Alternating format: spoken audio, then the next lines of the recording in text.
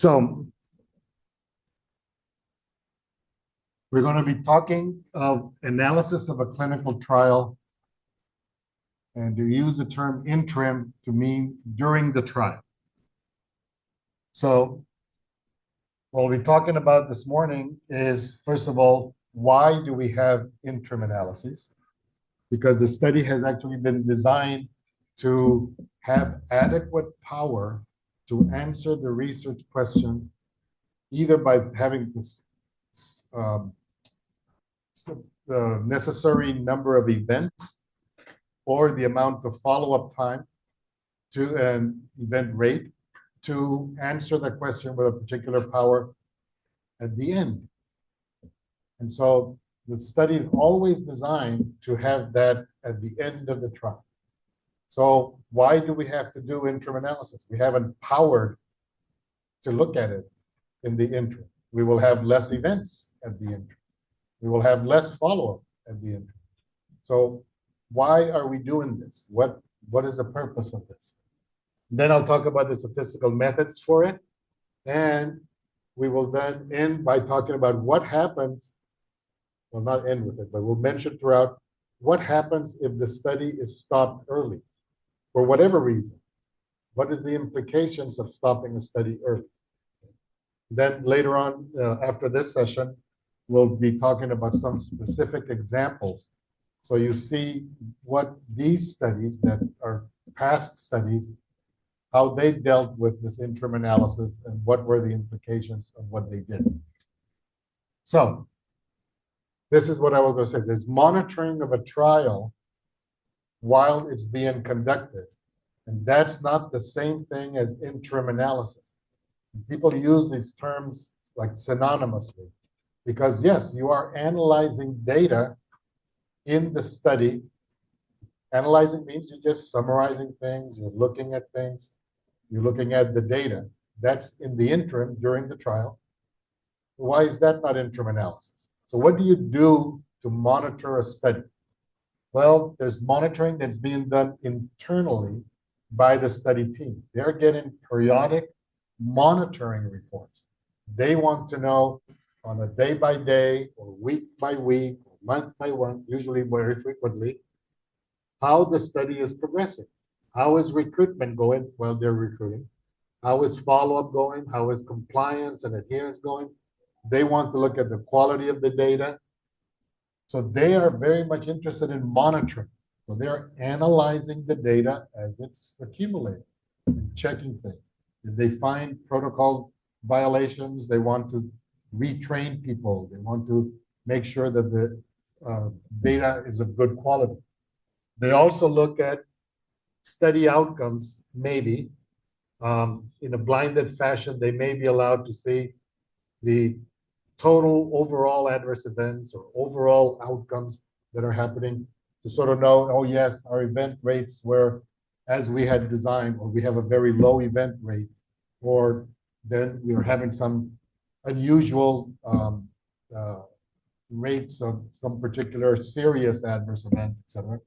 So that is being done overall, never by arm, by the study investigators.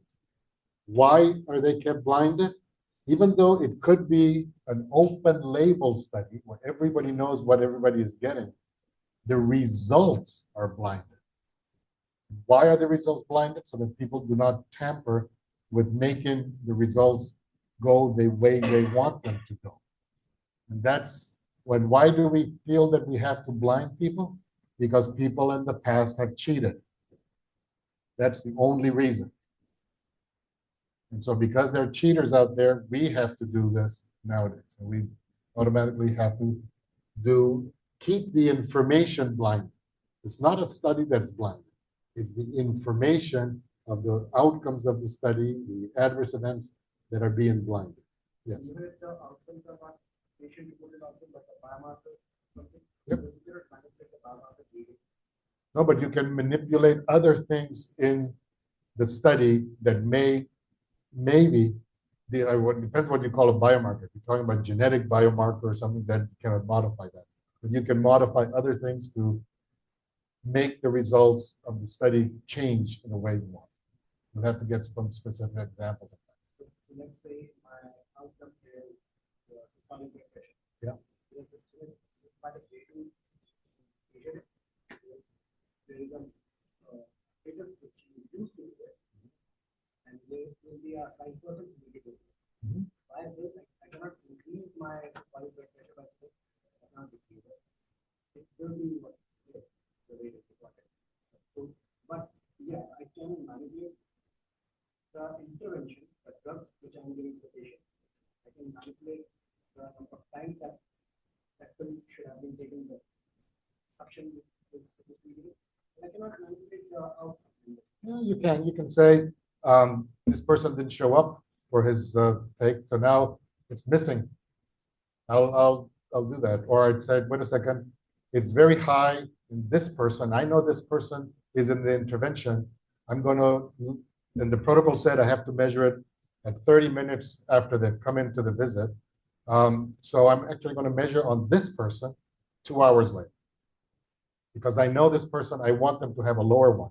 And I want them to be more relaxed. I'll let them, oh, why don't you go lie down, have this and that, lie down. Now, the other person that's in the placebo arm, you're going to say, come on, no, let's measure you now.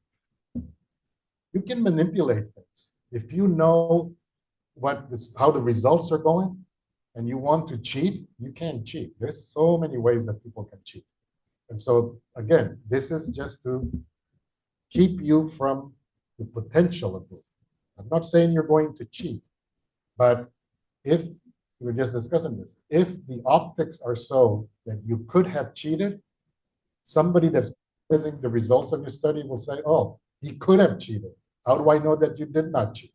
So what we try to do is protect ourselves, and there is no way we could have cheated. We had no idea how the study was going. Yep, that has nothing to do with it. They can.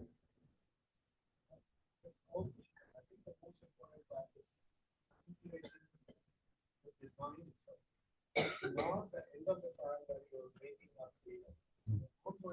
You cannot change the patient that you're observing, because you may not be able to change it. And if you change your design, the way you're collecting the information by looking at the outcome. Now, even Shrikant and few other people strongly advocate that they should not be, the PI should not be even looking at the overall outcome results. They should be looking only at the baseline. They should not be even looking at the outcome, because, as you know, the sample size calculation, when we are trying to do, we know we are going to look 25% reduction, and I can guess this is what is happening.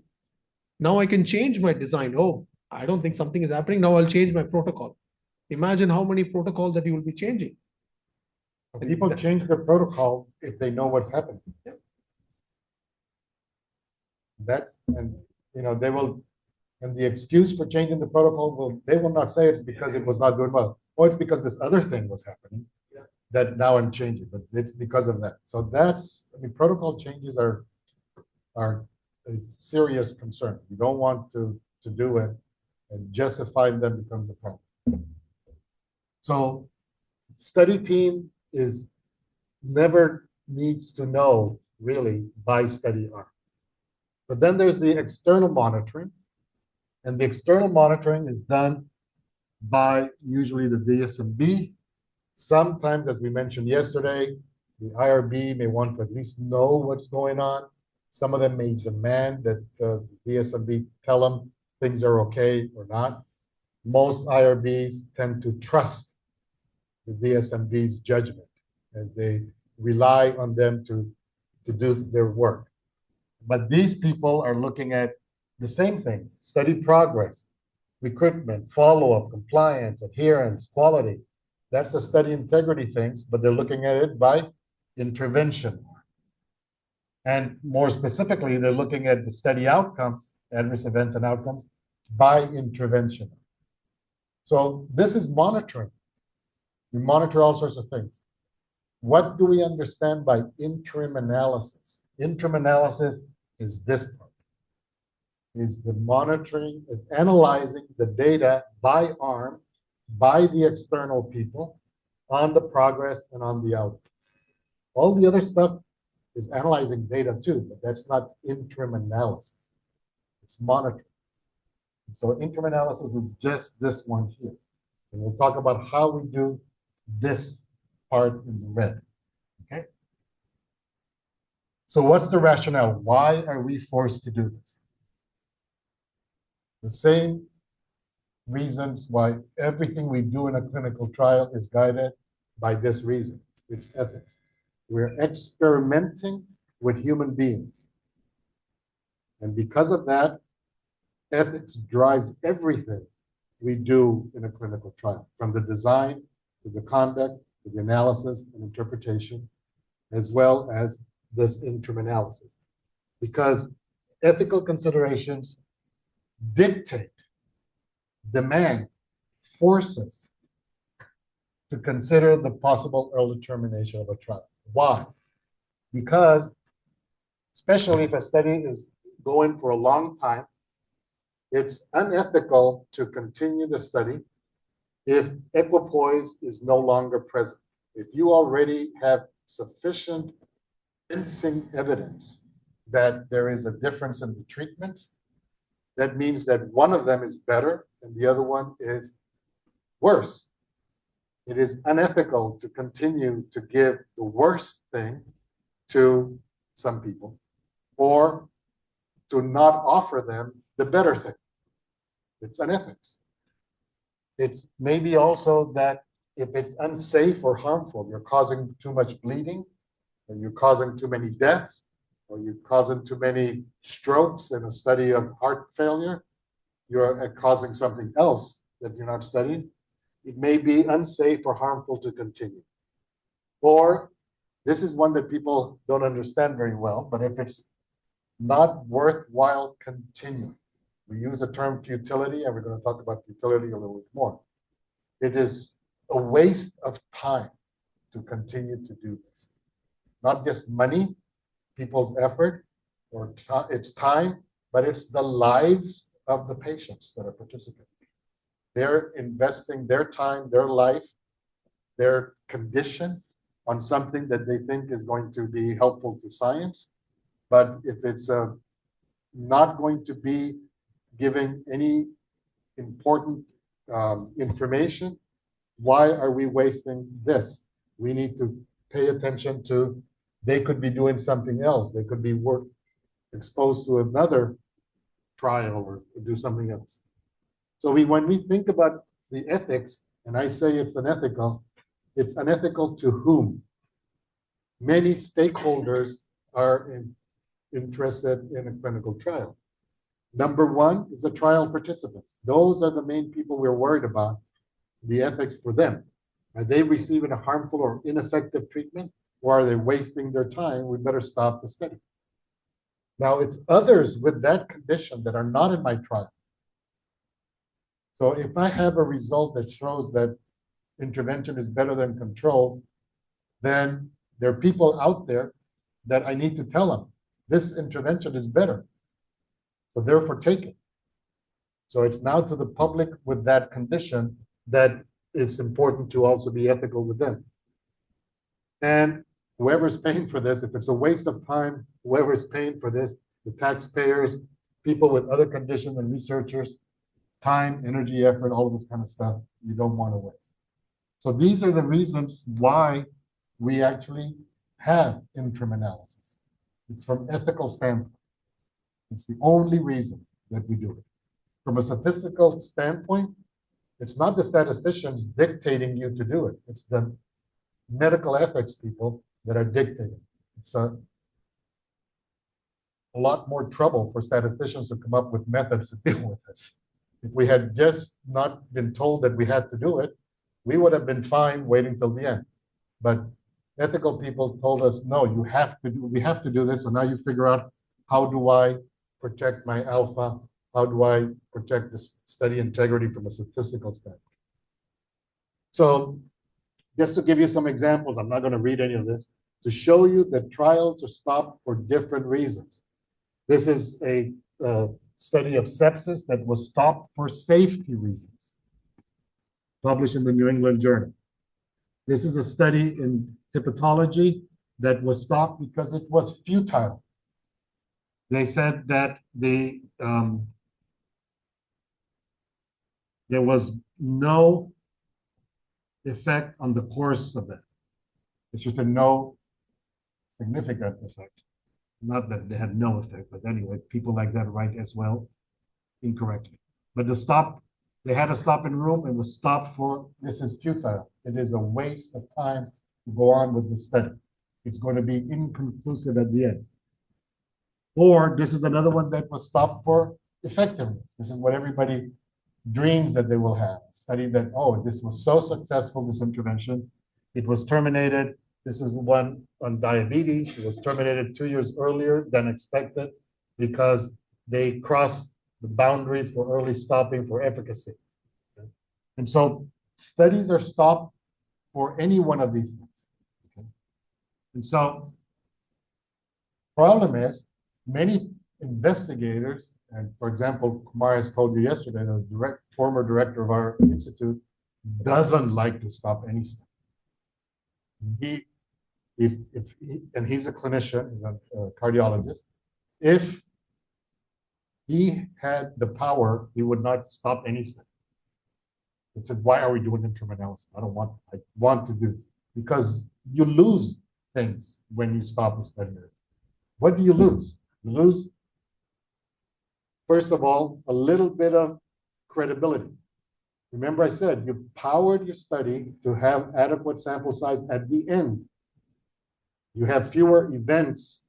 You have, therefore, your confidence intervals around your estimated ratio are going to be wider. When you publish wide confidence intervals, people say, why was this so sloppy? Why did they have such wide confidence intervals? They didn't have a precise one, so the study loses a little credibility. So that's one problem. People, remember, you're trying to do this to change clinical practice. And somebody may say, well, it's not going to change practice. Look how uncertain they are. Their confidence intervals are so wide. I'm not going to change my practice. Then you don't achieve your goal. But this is a paper that he wrote, Yusuf, way back, 2011, that there's a loss of potentially important information on secondary outcomes. And my argument was that, well, you did not power for the secondary outcomes. You powered for the primary. You answered your primary. Remember, clinical trials are designed to answer one question and one question only. But every investigator that designs a trial says, ooh, I can look at secondary things. I can get more papers out of this. Why don't I measure this? Why don't I look at that? I want to look at long-term effects. In my trial, I'll do it this way, but I want to look at this other outcome. And then I can do this. And maybe this is another area. So secondary outcomes or subgroups of importance now don't have enough numbers in those subgroups. You were hoping that at the end you would have enough males and females.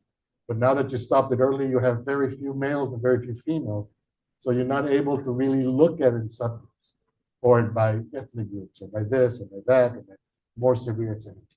So they would allege, don't stop a study, just, continue it, but then get more robust safety information. As long as we're not harming the people, why do I have to divulge the result now and stop the study? They're not thinking about the people outside of the trial. They're thinking about their publications. Then, yes, you lose the possibility of studying long-term effects of the intervention because you've stopped the study. And practicality, if you've been funded by somebody and you've stopped the study 2 years early, that 2 years worth of money you've got to send back. Nobody likes to send money back. You may have to fire your staff because you contracted them for this study. Now the study is over. You don't have the money to pay them. So now they have to go. And I was hoping that they would stay for my next project, but now they know the study has been stopped. They start looking for a job immediately because they know they're going to be fired in 2 months. And then also, when a study is done or designed, There is, the start time, end time, your funding period. When the study goes towards its end, natural end, everybody knows when it's coming. And one of the things that we do at the end of a study is we call that process closing out the study. And the closing out of the study involves many things. One of the things is, of course, validating all the data, getting all the events adjudicated and ready for the paper, getting the database ready, doing all the analysis that are going to go in the main paper. We usually would give ourselves 2 months or so to get that paper published and written and submitted and so forth. And we have what's called orderly closeout of the study. However, when the study is stopped prematurely, I have to do this. It's because something important happened. I want to get that information out fast. I have to get the information out to the patients. But, oh no, but I want to publish this in Lancet or New England Journal. If I start giving out the results to the patients and a patient happens to be interviewed by the media and it shows and the patient says, oh yeah, the study was successful, and it shows up in the newspaper, that article is not going to be published in the New England Journal. So they keep it quiet. Is that ethical to keep the people that were sacrificing their lives for 2 years on you, not being able to be told you were on placebo, sorry, you did not get the benefit, or tell the widow of that person, your husband was on placebo, sorry, he died, the intervention works, these sorts of things. How do you communicate the results to the patients? You want to do that in a proper way. You want to take your time to explain to them. You have 200 patients per clinic. How are you going to get 200 patients? You don't bring 200 here, say, okay, you were in placebo, you were inactive, sorry, you were okay. You don't do this kind of stuff. You have to do this properly. And meanwhile, you're worried about publication. And so now you have that pressure, self-imposed pressure. I want to publish in Lancet. I want to get this information out. People are going to start talking about it. I need to do this. I need to do that. It becomes chaotic. So the proper orderly closeout tends to be a problem.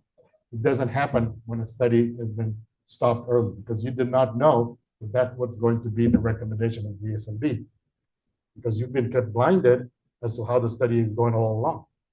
And all of a sudden they had the meeting and say, oh, study stopped.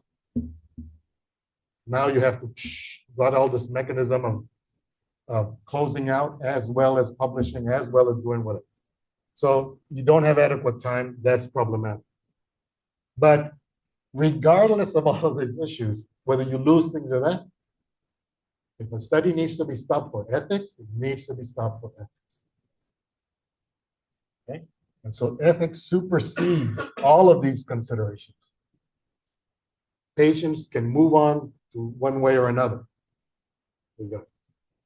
So, what are the considerations for early termination of a trial? What goes into a DSMB recommending that the study be stopped early? That's part of their analysis. But there are different types of information that they use. They have information that is analytic information. That's what we think, right? This is statisticians and methodologists say, yes, we will be giving them information on toxicity and side effects. They'll look at it, they'll analyze it, and based on harm or lack of safety, they would say we need to stop the study.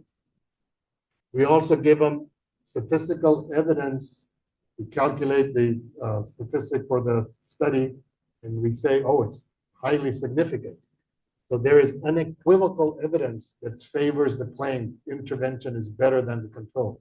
Or if you're doing a non-inferiority trial, intervention is not inferior to the standard of care. So now because you've already demonstrated efficacy, they may want to stop the study. So that's another analytic. Or you have zero tendency or very low tendency, and it's unlikely that you will get a positive or conclusive result one way or the other. So it's ineffective. We use sometimes the word futility in that case. So these things, we as statisticians can calculate lots of numbers, do lots of analyses, and present that to the DSMB and let them judge the evidence. We don't judge it, they are judging. But we can do the calculation. That's why I call it analytic. But there's other things that can also lead them to consider stopping the study early. And I call those the operational things. They will look at study integrity. How well is the study being conducted? If you haven't recruited enough people, you said you needed 200. It's been now 2 years and you have 10 people. Why are we letting this thing continue? Not just because of power, but it's, do we extend the study for another 20 years for you to get people? Or if you have a lot of loss of follow-up and missing data, incomplete stuff, mainly on the outcome, but even on other stuff. You never recorded people's baseline weight. You never recorded enough of why is gender missing here? What is going on here? If you're sloppy in doing the study, and you have maybe potential biases here, or poor compliance, so you're biasing towards the null, or poor quality data. If you measure stuff without calibration, one of your outcomes is something that has to be done in a lab, and the labs are not standardized. And you're getting this value from this one place, another value from another place. Can you make sense out of it? This is garbage study. I hope nobody does it. So let me stop it for that. Yes. That's coming also. It's coming up. So these things are labeled futility. And I like to make a difference between the operational futility and futility based on lack of power, lack of efficacy, for example. But we'll get into that more. But there's a third reason that they consider, and a very important one, and that is very subjective as external considerations. Because you think that you are the only brilliant investigator smart enough to study this topic. There are other smart investigators around the world studied. If your topic is important, somebody else has studied it as well. What if they have shown that this intervention that you're doing works or doesn't work? Why do you have to do it again? It's already been shown. So if there's evidence from others that it works or doesn't work, then again, there's loss of equipoise, not from your study, but from other studies. Or it's a drug that is being used, you're doing it for one indication, but it's a drug that's available in the market and is being used for other things, and it's causing horrible problems in other diseases. Well, now that drug is losing relevance. Or it could be that the changes in current treatment. It could be that what you're doing, that type of medication that you're using, has been shown to, there's now something new and better. I give the example of that first trial that I was lucky enough to be involved with when I started my job in 1980. The trial had been going on for 4 years before. It was the coronary.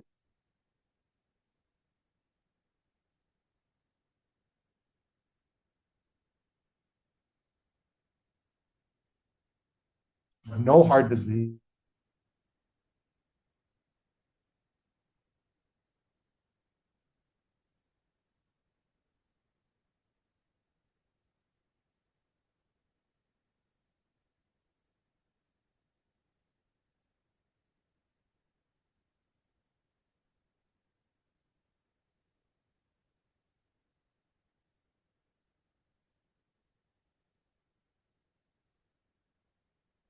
Some people across the United States and Canada was there to prove this. And the drug they were using was the formulation that was available in 1973. And it was this thing called cholesterol, which was a disgusting sawdust that you had to take, put it in some orange juice or water, and drink this horrible tasting stuff. I actually tasted it once, 6 times a day. And the pharmacoepidemiologist said, in order to get your cholesterol sufficiently low to have an effect, you have to be taking it for 7 years minimum. Taking this thing. The other problem that it caused diarrhea, and it caused or constipation, so GI problems from having to do this. And the principle of that drug was the same principle we have when you take your car to have its oil changed, and the garages have sawdust down there, so that when oil falls, it gets absorbed and they can sweep it away. This is exactly the same thing. This was the sawdust that you ingest, and in your system, all the lipids would cling to this thing, and it would be excreted by you and gone. That was the technology, 1973. In 1979, I think it was, Lipitor was invented. So everybody said, who is going to use your stupid drug from your trial? Why are you continuing the trial? There's loss of relevance of your drug and your intervention. The investigators said, no, we are not testing this drug. We're testing the principle of lowering your cholesterol. People will take Lipitor afterwards to show that this is working. Or, there are policy issues. The government in your country decides that this is not viable, so let's do this. There's loss of financing. All of these subjective things are things that the board will consider. How do they consider subjective things? Subjective. Exactly like that. They just look at it and decide whether the evidence out there. So these people that are on the board need to follow the science of what they're doing. They're not just looking at your data. They're also vested into the science. Whether they're the statistician on the board, whether they're the medical ethics person on the board, whether they're clinicians on the board, all of them are vested into doing the good job, and therefore they should be aware of other things. I don't read the literature of cardiology, but I will rely on my cardiology colleagues in my board to alert me about this. They may not be aware of the statistical method, so they rely on me to alert them on things like that. So what I will be talking about here is how we deal with the analytic things. Because how we deal with the operational ones, we'll talk a little bit about it, but how we deal with the subjective, it's whatever happens in your study in particular, who can guess? There'll be all sorts of nuances and complications. There's no way to anticipate that. All right, so the subjective things, as I said, they're done informally. That subjective analysis is informal. The operational considerations, the focus is on maintaining power. And they're usually, they do ad hoc adaptations and look at things different ways, not very formally. But I'm going to talk about the analytic considerations. The analytic considerations now become, we're looking at efficacy, futility, and safety. For efficacy, we have very formal statistical methodology. And I will be going through that in the next few slides. They tend to use the frequentist approach. So we'll talk about sequential designs and group sequential designs. Some people call them repeated significance tests. There's a lot of methodology that was developed in the mid-1970s.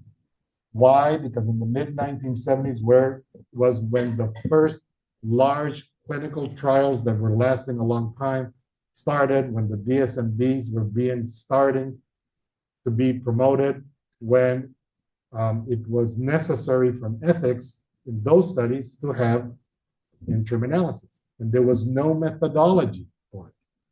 So how do we do it? So the statisticians started to work on developing methods. Prior to that, there were no methods. Yeah. Yeah, I'll get it. Yeah, I'll get to that. So, because Bayesian, I'm going to mention in a second. So, frequentist versus Bayesian is a philosophy of how we do statistical inference. And the frequentist way of doing things is that I'm going to look at distributions in my data. I will also make some assumptions of what I should be expecting. And the methodology for testing a hypothesis is based on the formal statistical testing procedures invented by R.A. Fisher in the 1920s, where, as I mentioned yesterday, you have the null hypothesis that you say there is no difference between the treatments. Does my data agree with that? Is it consistent with that? Or I have enough evidence to reject the null hypothesis in favor of the claim that there is a difference. And the methods for that are called they were usually based on distributions of frequencies, and that's where the term frequentist comes from. The Bayesian alternative is an older one. There was a monk, actually, Bayes was a monk in the 17th century or 18th century, 1700s, who had proposed that said, you think about what is the relationship that's going on, what is the distribution here, gather data, and then update your distributions and base your analysis on the distribution. And so that they say you have a prior knowledge about something, you update it with data, as opposed to the frequentist that said you don't have no knowledge before. And now you have a posterior distribution and you base your inference based on the posterior distribution. So in statistics, you have the people that are firm believers of frequentist only, and they say Bayesian is garbage. And you have the Bayesians that say frequentist is garbage, Bayesian is the way. Then you have the others that are the happy medium. We do both of these things. But most of the efficacy testing tends to be frequentist.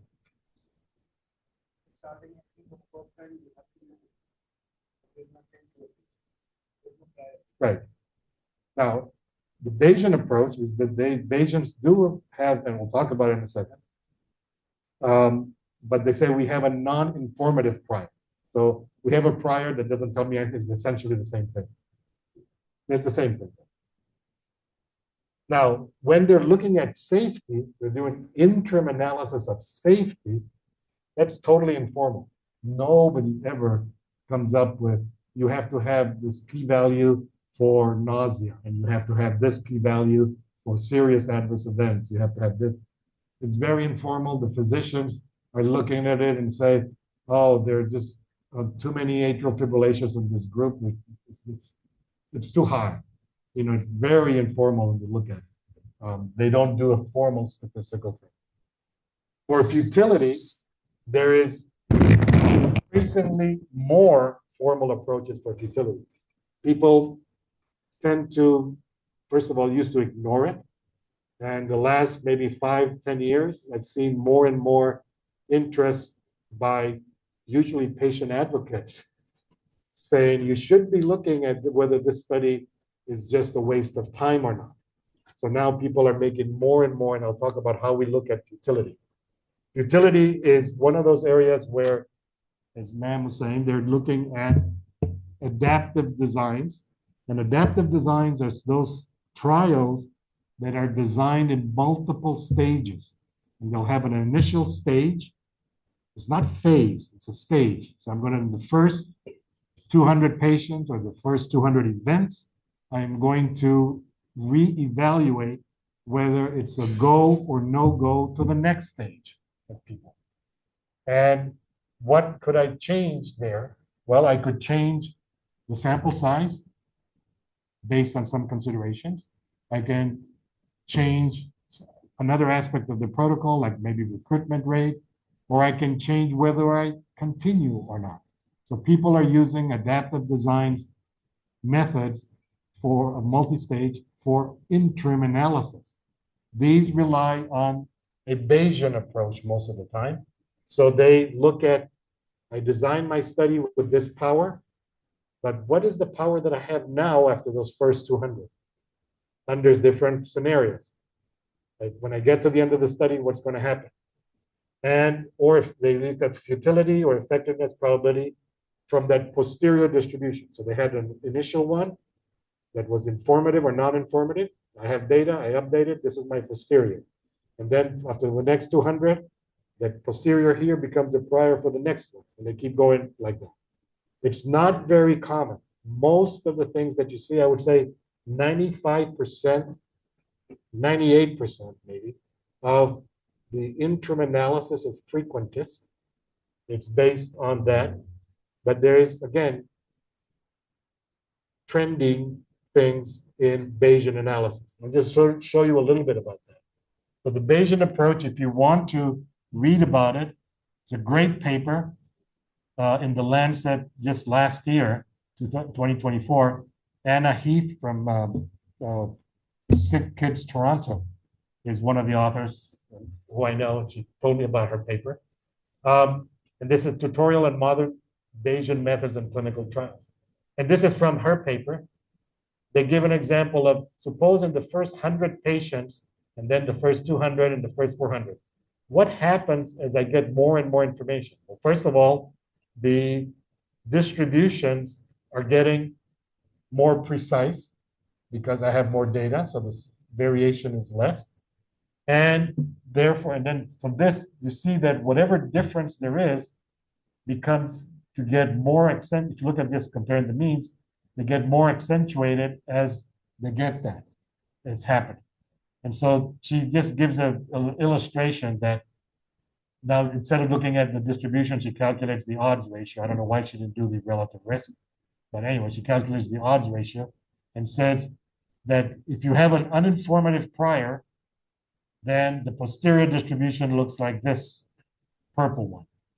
And now, as you get more, the posterior distribution is getting away from this one, and the hazard ratio or the odds ratio in her case is getting further and further away.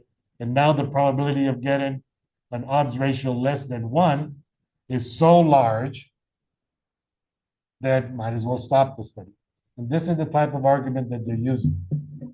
But again, this is a Bayesian thinking for interim analysis.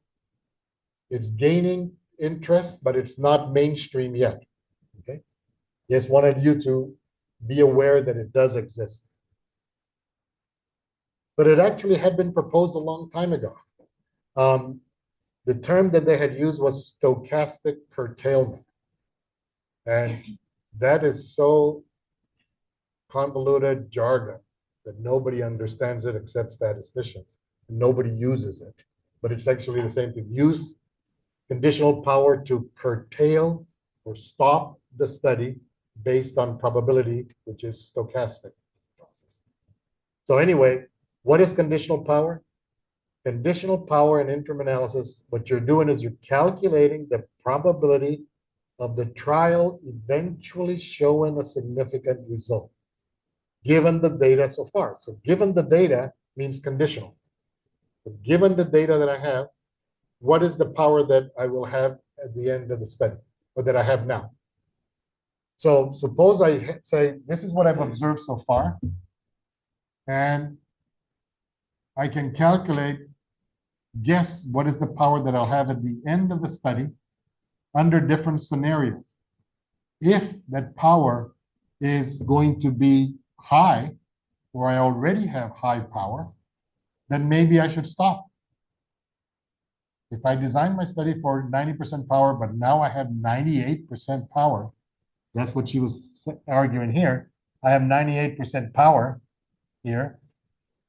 Why do I continue? And so that's what people say. However, if the power that I'll have is low, why am I continuing? Then it's futile to continue. So this thinking led to, we need to have stopping rules and guidelines for DSMB based on conditional power. What is too high? What is too low? So people have come up with it. So for futility, what they say is what you should do is calculate the probability of rejecting the null hypothesis, given the data to date, and some guess as what's going to happen in the future. So you do different scenarios. What if the future looks like the past? So the trend that I've been having now continues.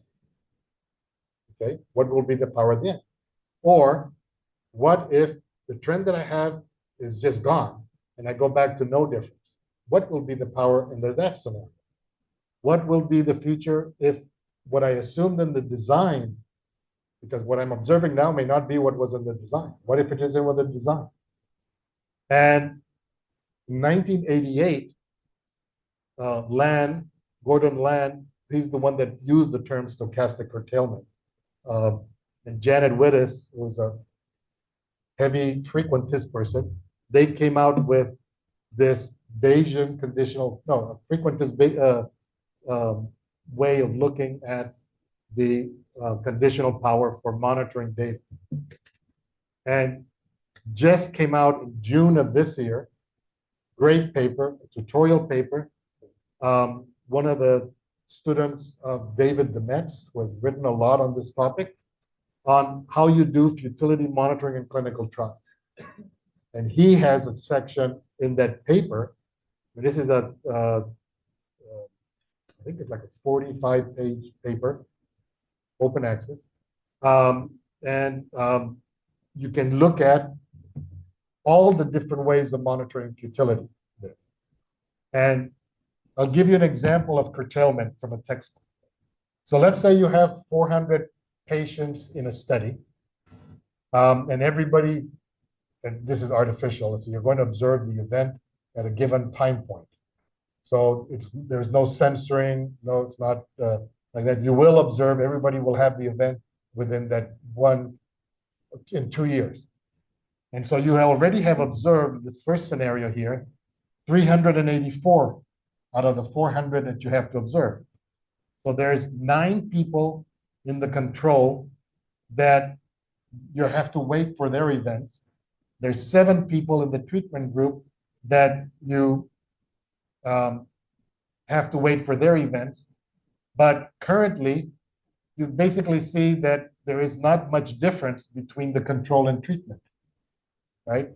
The proportion with event in the control is very similar to well, this number is the same, and this is almost the same, so that the proportion here is almost the same as that. So they say even if everybody in the control had the event, and all these 7, sorry, if the 9 remaining had it, so this becomes 84, and the ones in the treatment group did not, so this stays at 75. The Z value would be 0.92, which is not statistically significant. So why continue? No matter what happens in the next 4 or 5 months that I'm waiting for that, it's a waste of time. We already know the result. And this is an extreme case. And even, for example, if you had out of the 400, you're still waiting on 20 people here and 20 people here. Okay, so if all, and you again, you have no difference here. If you had all 20 remaining controls had events and all 20 treatment groups did not, you would need to have that in order to reach significance. How likely is it that you would get that incredible separation? Almost zero. So then why are you continuing? So this is the kind of thinking that goes into conditional power and that. There's the book on this, a great textbook. Again, Land and Wittes are there, and Michael Kroshan have written a book on this, and this is an example from the book. So conditional power guidelines must be done. If you're going to use conditional power as a way to monitor and do the interim analysis, you have to have guidelines. Where are those guidelines? They're pre-specified in the protocol. They will be then moved on to the charter, and the charter will say, this is the guidelines that we are hoping that you, DSMB, will follow. And the DSMB will say, I like them, I don't like them, change them, do this, I want that, I want this, I want that. No, I want this one, and in addition, I want that. They're happy to do whatever they want. They will ask for a bunch of things. Now, typically, it's computed after a fair amount of data are collected. You don't start doing this early in the study. You wait till you have enough stuff. Typically, at least 50% of the information that you're going to get. You do it under different scenarios, and I've mentioned already these three, but some people also do a bunch of other things, right? Because the computer can spit out a lot of stuff. So you put either other effect sizes in between. And then you graph the boundaries of this conditional power versus information accrued to facilitate decision making. And these are rules of thumb that people have come up with. If your conditional power is small, how small? Less than 20%. Because somebody dreamt and looked up and God told him 20%. Then you stop the study because it's futile to go. But if the study's conditional powers go over 90, 95, 98, then you stop the study for efficacy. We already showed this. These guidelines are guidelines, these cut points, totally arbitrary. Whose judgment is chosen? Whatever the DSMB wants, if they're using this. Therefore, the members of the DSMB need to be aware of what does this conditional power mean. They need to understand it. They need to know the implications of it, of this methodology. So they need to learn this as well. This DSMB changes their perspective for non-inferiority and superiority trials about these problems. So these are the boundaries used for the superiority trial. For non-inferiority trials, and other things that you look at. So it's a little bit more complicated, and we're not going to go into that now. But yes, depending on your hypothesis, you will have the appropriate. Usually for non-inferiority trials, they are rarely ever even considered while you're showing, unless you're showing harm, they will not stop. They only do it if you're showing, if you're showing that it's not inferior, they say, well, it's not inferior, let's go on to get more information. We're not causing harm here. Let's go. It says harm, that's the problem. But so in this paper that just came out, I'm not sure I like this figure very much because it's sort of complicated, but it's the only figure they have on this. But they say what they did is they took a study and just said what they calculated it. Suppose I have a trial with 85% power and with no monitoring, but I have an interim analysis at 50% of that, and I do that. And I have an interim score of 0.3. So basically no difference here. The z-score would have been greater than 2 or less than 2, but here it's no difference. The cut point would have been 196 or minus 196.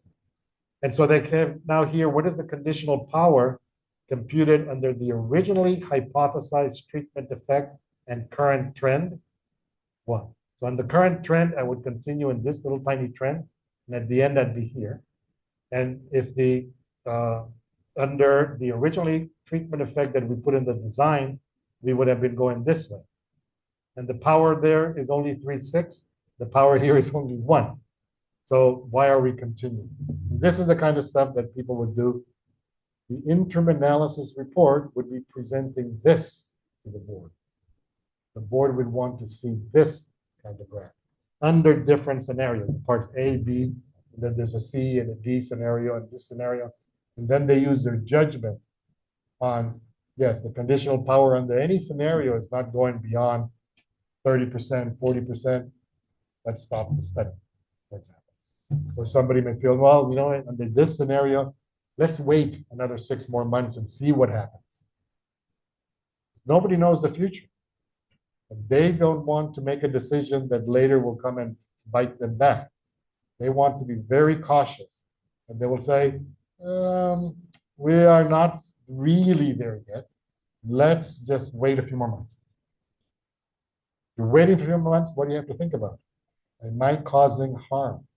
Is it ethical to go along for another 3 more months or 4 more months? This ethical business is in their back of their minds all the time. All right. Actual monitoring. How does this happen?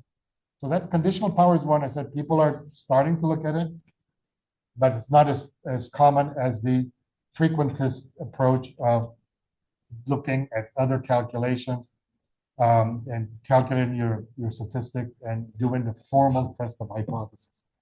So I'm going to concentrate on that now. How does the actual monitoring happen? So we mentioned yesterday there are these periodic meetings, the open, closed session, closed executive session. The agenda for the meeting changes at every time.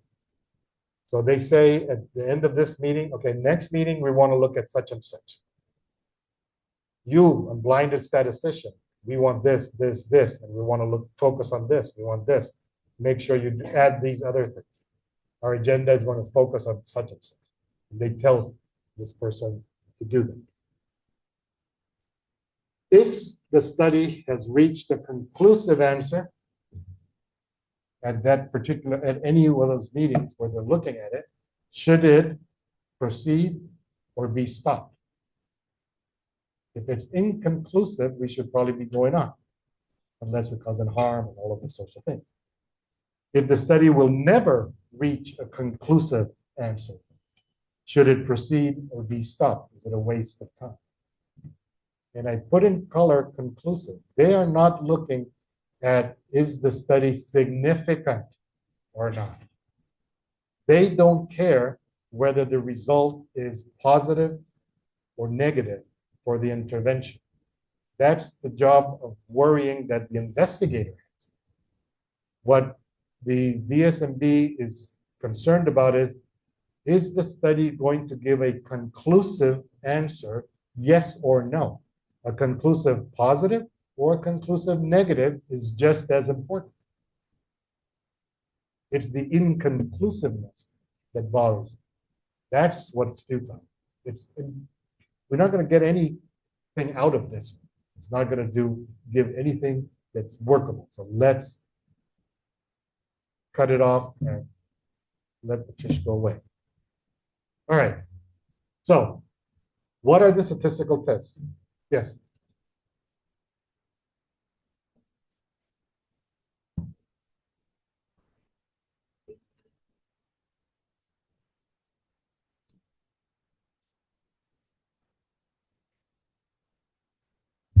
The study can proceed or stop, right? So in case if they have queries, like suppose, would they give the PI queries on if they have something they want to understand more? Yeah, so yes. Depends what they usually always have lots of queries. Yes. If it's queries on the open session, right, they will tell the PI. Okay. If there's queries on by intervention arm issues, Yeah. they'll tell the unblinded statistician, you need to produce a report, look more closely into this, do more this, do more this. They won't tell the investigator.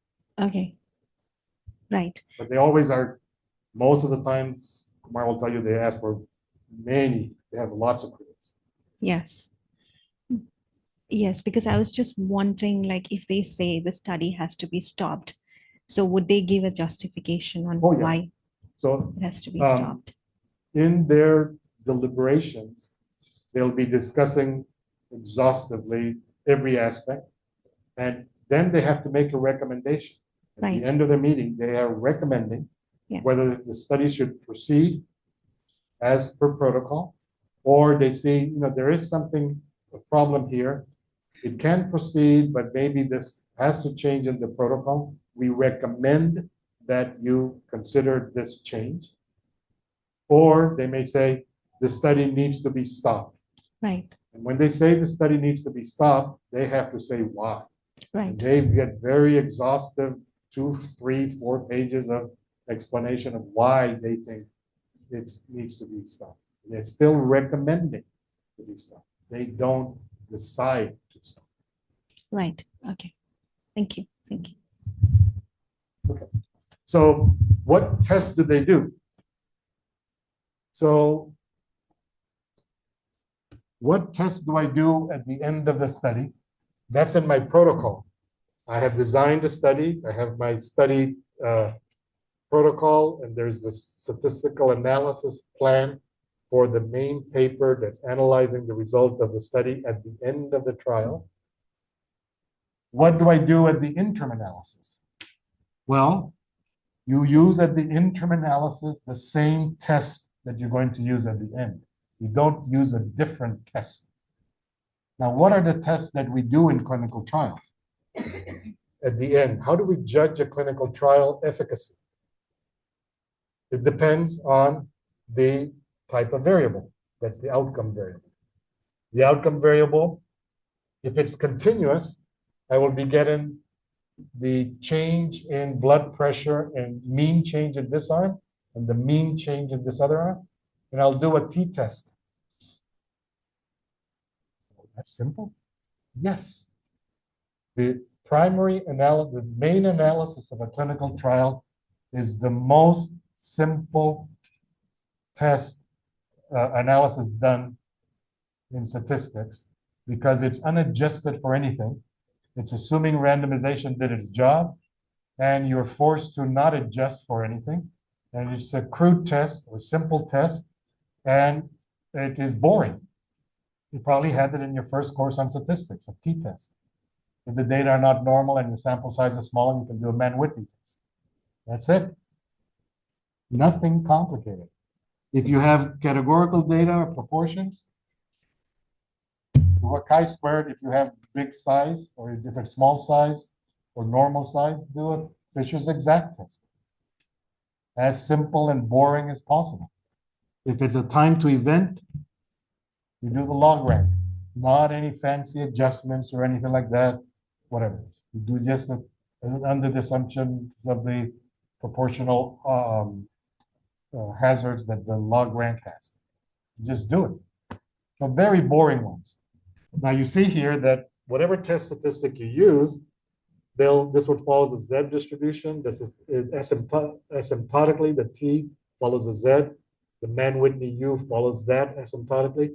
These are chi-squareds with 1 degree of freedom, but statisticians know that the square root of the chi-squared is a Z, right?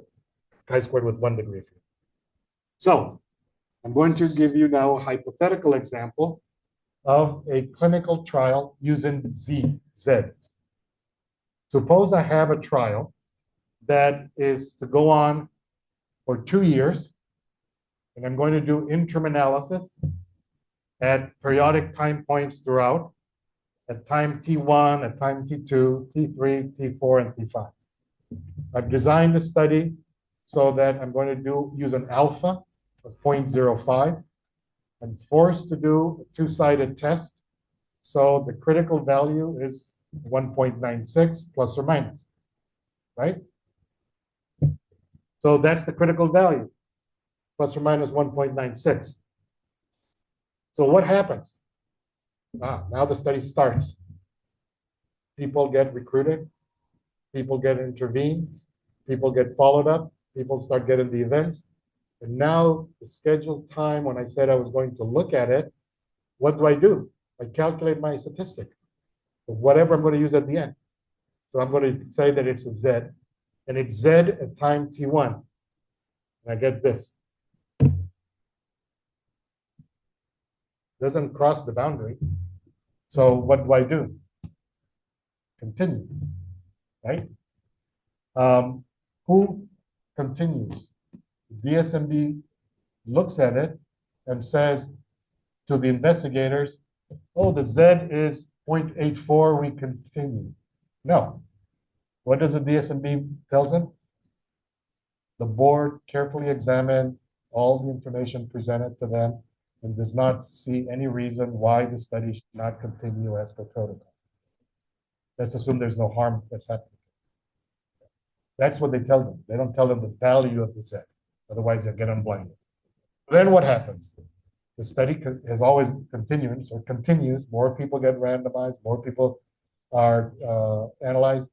Now time T2 comes, and What do? They use all the previous information, not the new information only, all the previous accumulated information, and they calculate Z.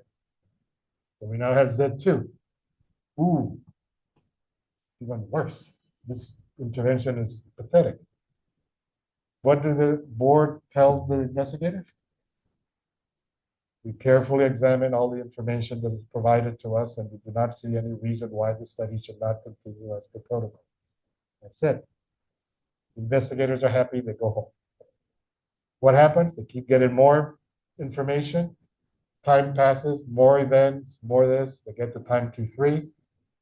And now Z3 is here. It doesn't cross the boundaries.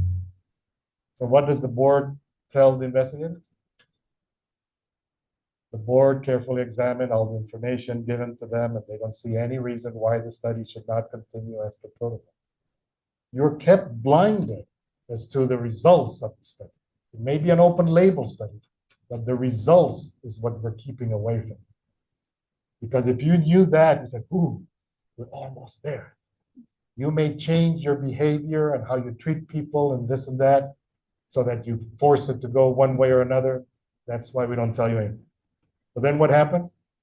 Time goes on. More patients, data, more patients have events, and maybe you recruited everybody, so you don't have more new patients, but you're now getting more events.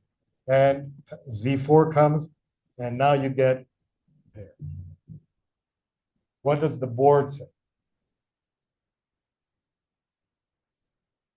It crossed the boundary of 1.96.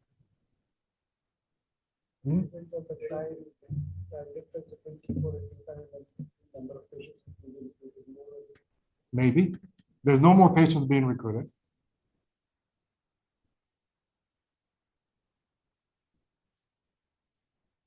There is a statistical problem. Every one of these Zs are tests. You've all heard about doing multiple testing. When you do multiple testing, you need to adjust your alpha for multiple testing. Most people have heard about the Bonferroni or the Scheffé way of adjusting your alpha.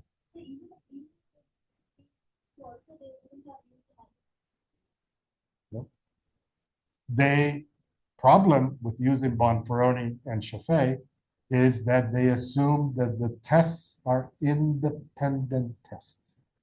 These tests, Z1, 2, 3, and 4, are incredibly dependent. Why? For two reasons. One is that the data that I use for Z1 is in the part of the data that I use for Z2.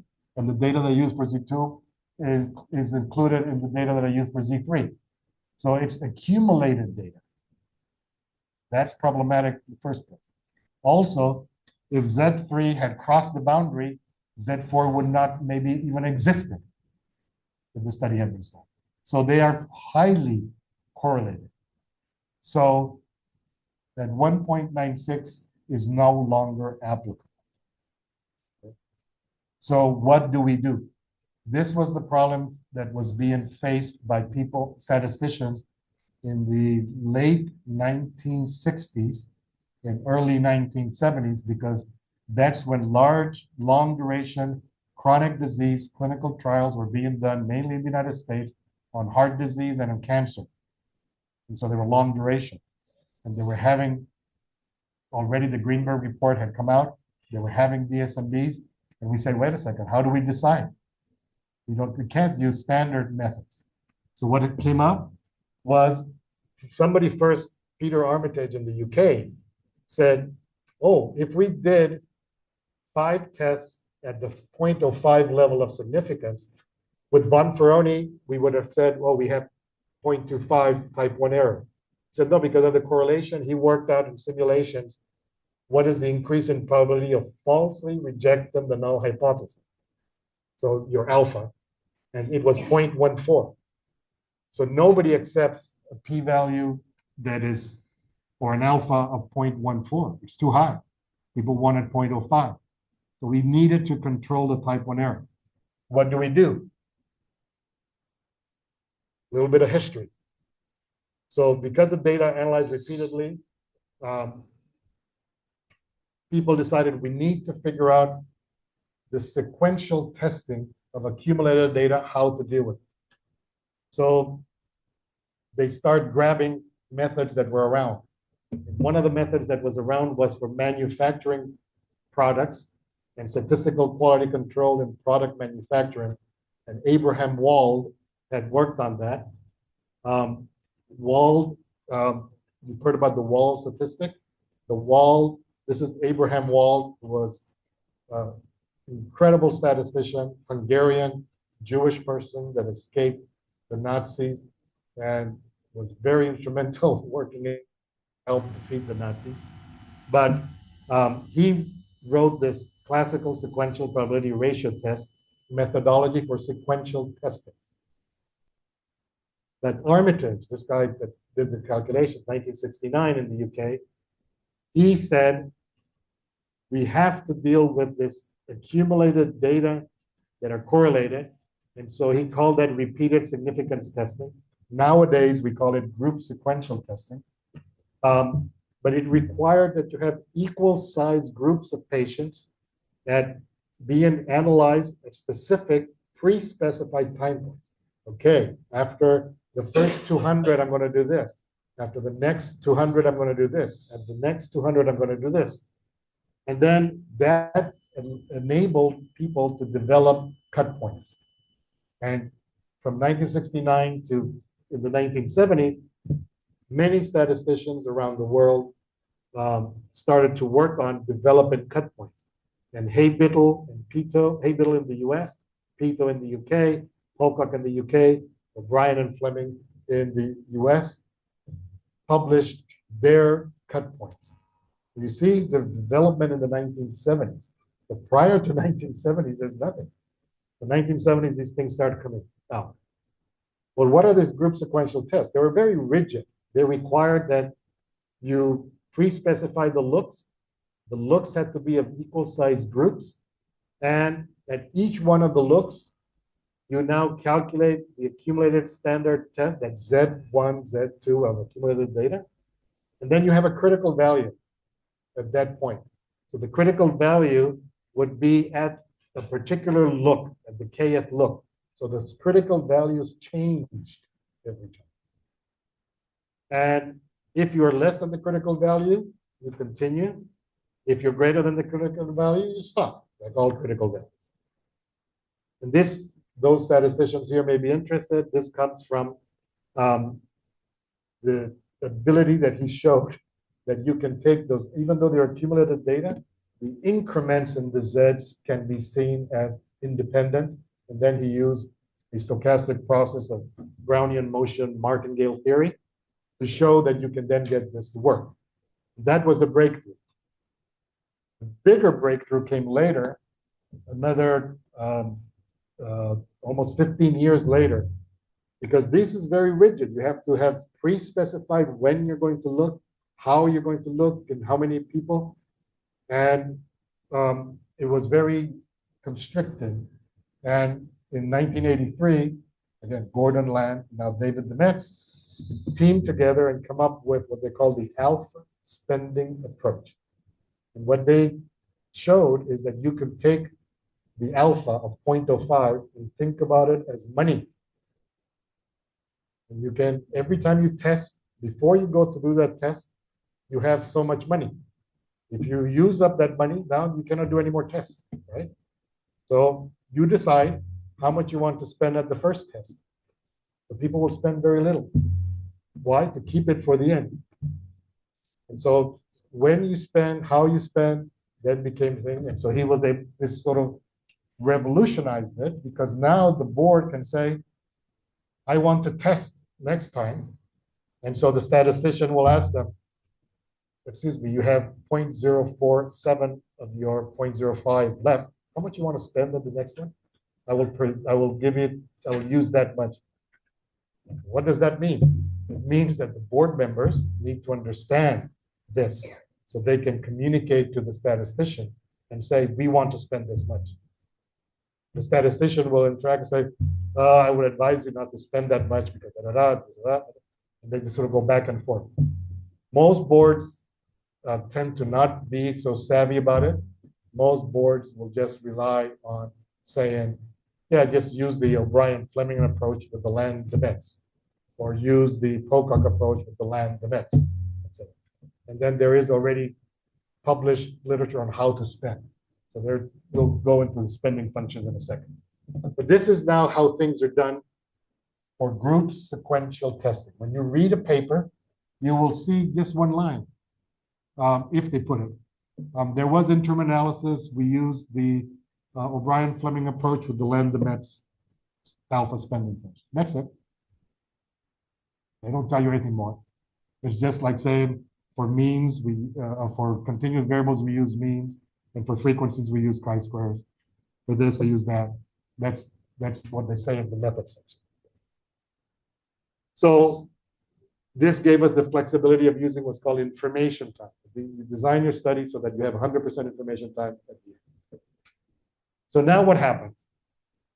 Pocock in 1977 came up with his boundaries on group sequential. He called it P for Pocock. And he said, these are fixed. They don't change with K during that. And at the end, you will have one particular value. So all of these are the same one. So depending on how many looks I have, capital K, I will have a cut point. But it doesn't change over the look. For 5 looks, I have a 2.4. So now we go to our hypothetical example. And this is what happens. That Z4, if I'm using the Pocock boundary, has not crossed it. So what happens now? The board will say to the, if they're using the Pocock boundary, they'll say, the board has closely examined all the data provided to them and does not see any reason why this study should not continue as per protocol. But if the board was not the one doing this, but the unblinded statistician there's no board, and the unblinded statistician or the study statistician is doing these calculations, they go to the investigator. And they say, oh, we've crossed, oh no, we'll say, they won't say anything, right? They cannot say that they're using the Pocock boundary, but they'll continue, right? So now what happens? More data is collected, you're getting to the study end, right? Because now you're at the end, you have 100% of the information time, and you get Z5. Now the board, the DSMB, has absolutely no role. They're gone. The study has ended. So this is not even presented to the board. The board says, goodbye, thank you. You say, thank you very much. So now the investigator is waiting in his office or her office, chewing their fingernails, waiting for the statistician to come and give them the news. There's this waiting. They've invested 2 years of their life in this, hundreds of dollars. And he says, they look at you and you say, well, yes, we got, unfortunately, we got a not statistically significant result. It is a 2.03. Investigator says, you're stupid. I've taken a course in statistics. I know that the 0.05 level is 1.96. Can you tell me it's 203 and it's not significant? Oh, no, sir, because we've been doing a group sequential testing. We've been adjusting for it. We have this interim analysis. Nobody knows about this. We'll just publish it. That is one reason why we register the protocols. So people don't do this kind of stuff. That's why if you haven't registered your protocol, no serious journal is going to take your paper. But then the Pocock boundary is 2.4. And that's fairly far away from 1.96. So what happens? Nobody likes to use Pocock's boundary. What do they use? Others. So, yeah.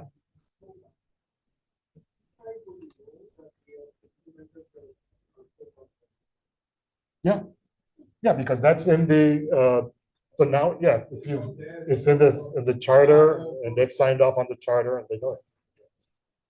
That's why we do these things.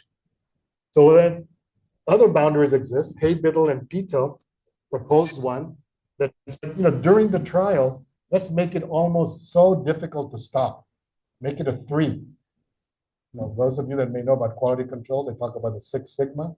It's -3 to +3. If your quality goes beyond that, they'll have a problem in your manufacture. That's the 3. So anyway, they chose 3 so that at the end, you have one that is dependent on how many looks you did. And it tends to be a little bit small. So with 5 looks, it's now 1.99. Very close to 1.96. Not exactly 1.96, but very close to that. So then what happens? Now with that one, here you don't stop. And this one, you would have said, statistically significant, everybody's happy. So people said, oh, this is a reasonable thing. Let's use that because what? They were hoping for significance. The investigator, all they care about is significance. They don't want to stop their study early, and they've got significance, they are happy. The ethicists did not like this. They said, what kind of a joke is this that you are doing interim analysis for early termination? You're making it almost impossible. Even 2 months before, you're not going to stop the study. If you had a 2.8 or 2.9, it's a ridiculous boundary to use. You were just saying you want to stop, you want to monitor, but you're not actually monitoring, really. You're just hoping that you get significance at the end. So Hay-Biddle people was not necessarily so good. People like another one. So O'Brien and Fleming came up with a very interesting concept, and it says, in statistics, the more data we have, more information we have, the more confident we are in the calculation and estimates of effects. Early on in the study, I have very little confidence because I have not much data. As you get more and more data, I have more and more confidence. So why does not my boundary be very high at the beginning and come down as I get more and more confidence? So mathematically, basically the way they do it is that they have, this is the number of looks, and this is at this look, I will now modify the boundary by that. And so it turns out to be a decreasing function. And at the end, they're not as bad as Pocock. They're a little bit worse than Hay-Biddle people, but they're very close to 1.96. So that's what the O'Brien-Fleming looks like. That very early on, you better have an incredible dramatic effect for me to stop that study. 5 or 6 or 17. Everybody here benefits, nobody here benefits. Almost impossible to get. But at the end, you're going to now be able to say, yes. And it allows you the possibility of early stopping before you get to the end. Unless you have a dramatic result to here. So the O'Brien-Fleming has become the most popular one because of this concept of decreasing boundaries as information is accumulated. Now, some people in the UK came up with another idea with very similar to this. That is, yes, you may have decreasing boundaries like O'Brien-Fleming. This is for efficacy in one way. This is for harm or futility the other way. But what if I now introduce this concept of conditional power? And so what if I actually have a boundary for futility that is here? So that, for example, in my Z1 I was here, in my Z2 I was here. If I come here and I cross into the boundary in the section of futility, I should have now maybe recommend stopping for futility. Whitehead and Stratton proposed this in 1983. Interestingly, in my work in the last 30 years in the US, I've never seen any US person use it. But when I was writing a paper recently, I'll show you, one of the reviewers, that must have been from the UK, said, you're not mentioning the Whitehead and Stratton one. So we had to mention the Whitehead and Stratton. But just to let you know, there are other ways of dealing with combining futility with efficacy in these sorts of designs. So the boundary that I want to mention is the one that we use at the Population Health Research Institute. We call it the PHRI boundary. And we just had it recently published in the Journal of Clinical Trials. We actually review all of these 4 methods in that paper. And we have the PHRI boundary that we consider it to be a sensible one, because it also follows this criteria of you reduce the uncertainty with more information as the study progresses. So we end up being more confident on things. It's pragmatic because it also has something unique to it that I'll mention in a second, that incorporates the way the DSMB actually operates. DSMBs feel very uncomfortable when you give them a result that in their previous meeting, you had not crossed the boundary. And in this meeting, now you're crossing the boundary. So they will say, well, wait a second. Is this what they would call a random high? Like you had 3 more deaths in one group than the other, and all of a sudden it jumped up? Or maybe, wait a second, we have 7 events that have occurred, but they have not been adjudicated yet. They have been observed, they've been reported, but they're in the process of being determined. What happens with it? If that's just a small proportion, they don't worry.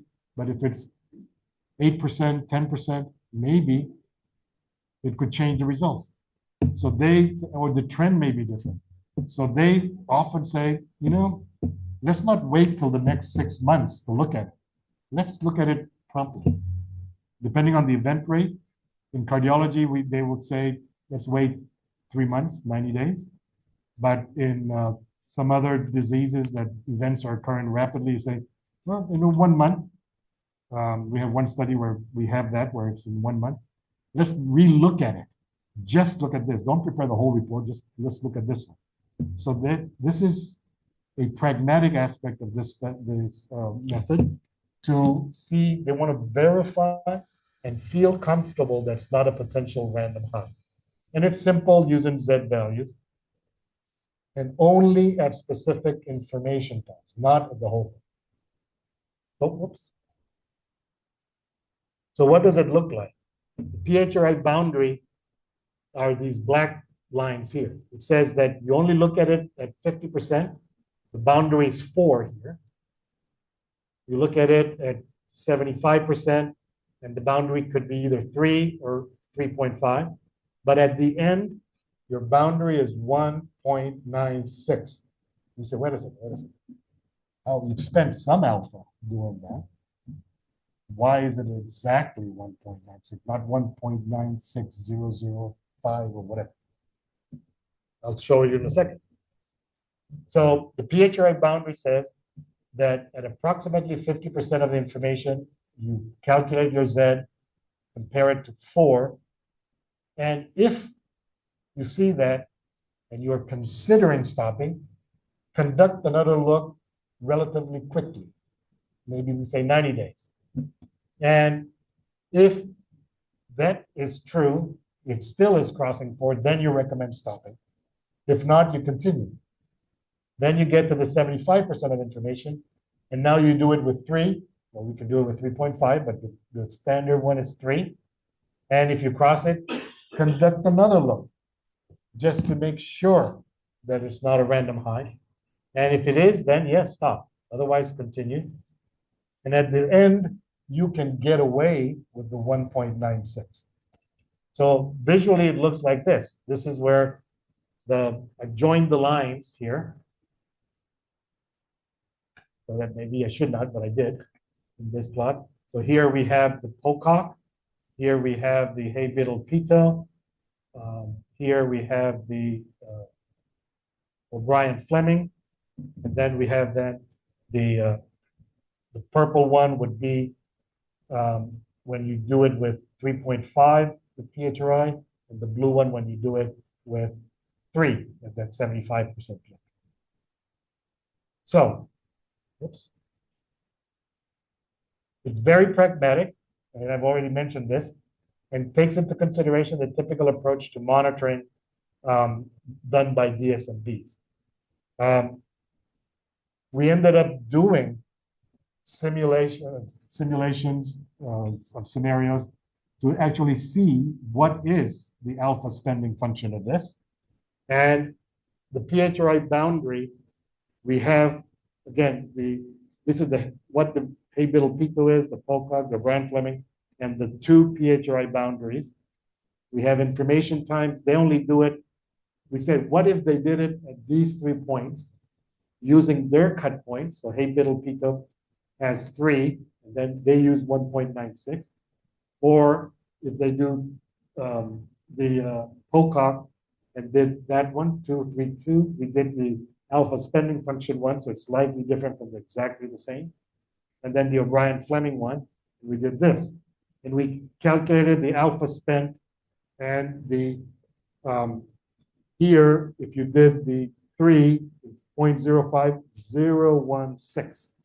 But if you did the 3.5, it's 0.5001. It's basically ignorable. And so the interesting thing was that this had been used, it was suggested by Salim Yusuf, I think 25 years ago. Never published it, never justified it. They called it the modified Hay-Biddle-Pito, which is not technically correct. We have a lot of old papers that call it modified Hay-Biddle-Pito, but I've been now promoting that we should call it the PHRI boundary that has been done. So, what is the implications? So those are the boundaries that are being used. People worry, if you're doing all this interim testing, is there an impact on sample size? Not really, unless you do a lot of looks. Pocock, you have to increase the sample size by 30%. O'Brien-Fleming by only 4%. Hay-Biddle-Pito by 3%. But if you're doing 3 looks, which is just 2 interims like we're doing, we are in between somewhere here. So maybe to be on the safe side, we should say 1%. We haven't done simulations yet. That's the next stage that I'm hoping to be able to do. But some examples. It's time for a break. So this is then the theory of this. I'm going to show you some examples of application of these group sequential processes, especially all of these boundaries and how people have used them in different studies when we come back from the break. Tea time. All right. So this is a famous example, the beta blocker heart attack trial. This was people that already had a heart attack and they were trying to prevent the second heart attack. It was using propranolol or placebo, close to 4,000 people. The study had started in like 78, 79. And it was planned for 48 months, so 4 years. They didn't have any formal stopping rules. Why didn't they have any formal stopping rules? Remember, 1970s, there was none of this stuff was around. But during the trial, they adopted the O'Brien-Fleming. Why? Because the O'Brien-Fleming had come out in 1979 in a technical statistics journal, but they adopted it. Somebody on the board must have said, we would like to use this there. And they stopped the study early in 1981. Now, when a study is stopped early, there is a lot of expectation created. First of all, this was an important one, trying to prevent a second heart attack with a beta blocker. And there was a big study. There was going to be a definitive study to convince and change medical practice. So there was a lot of expectation on the study in general. But when you stop the study early, everybody in the cardiology community is now, what happened here? And so in November 1981 in JAMA, they announced the early stopping. big splash, um, uh, presented at the same time at the American Heart Association, simultaneous publication, big splash. Everybody, yes, this is fantastic. They report their Z value, 2.82. That was fine, no problem with that. What then happens is some people start saying, wait a second, 2.82, that is huge. When did this happen? I mean, did it overnight jump to 2.82? Usually you would not have it that dramatic. It should have been over 1.96 a long time ago. 2.82 is fantastically huge and different from 1.96. And when did you know that you crossed the boundary of 1.96? They started pressuring the investigators to say this. The investigators did not know what happened. The study was stopped early. Now the DSMB felt obliged to explain themselves. And in 1984, 3 years later, they published an explanation of why they didn't stop early. Because, and they actually, these numbers I got from them. I made up this chart, but I got it from that paper. They, in May of 79, the Z value was 1.68. Already in October of 79, 2 years before the study ended, they already had crossed 1.96. And so imagine if you are the widow of the person who was on placebo and died from a heart attack in 1980. If that result had been come out, your husband would have been put on propranolol and would have maybe not died of that heart attack. So this was why the board said, yes, we knew this had happened there, but we were using the O'Brien-Fleming. We had not crossed the O'Brien-Fleming boundary yet. We were looking at it as we went along. We had adopted that. And as soon as we crossed it, we stopped. And then they published it. So you start to think, they adopted it in the middle of the course. It's not in the protocol because they didn't have O'Brien-Fleming in their protocol. It didn't exist when they had the protocol. So this is historical. Here's another study. The Women's Health Initiative in the United States was looking at postmenopausal estrogen in women to prevent coronary heart disease, but they also had an adverse event safety of breast cancer. They adopted O'Brien-Fleming boundaries for both of these things. One, so this is very formal harm safety one. So the top one is for the primary beneficial effect. They had one-sided 0.025, and the harm one for breast cancer was another O'Brien-Fleming boundary that was one-sided 0.05 to do that. And so they changed their alpha, right? So that's 0.1. It's one-sided 0.05. And they stopped the study for harm. The postmenopausal estrogen was harmful because it was creating more cancer, breast cancer. And so people use these things in these big trials to decide what they want to do. This is an example from one of our studies when I joined PHRI in 2017. 3 days after I joined, I was called into a meeting. The study is being stopped. I had no idea even what the study was about. Okay, this was a study looking at an anticoagulant, rivaroxaban, versus aspirin on the composite of that we all know as MACE, which is the first occurrence, time to the first occurrence of cardiovascular death, MI, or stroke. And it was a multi-center global one. And in January of 2017, it was stopped early. And they used the PHRI group sequential boundary and they got a big splash in the New England Journal, simultaneous publication and presentation, I think, at the European Heart Society. I don't know which. Yeah, this study funded by Bayer. But this study stopped early, and the board again felt the need to say why they stopped early. Not always do they do that, but this one is one of those. So they have a second paper. This is the clinical paper reporting the results. This is the paper of saying how did we do the monitoring of the COMPASS trial for this antithrombotic agent.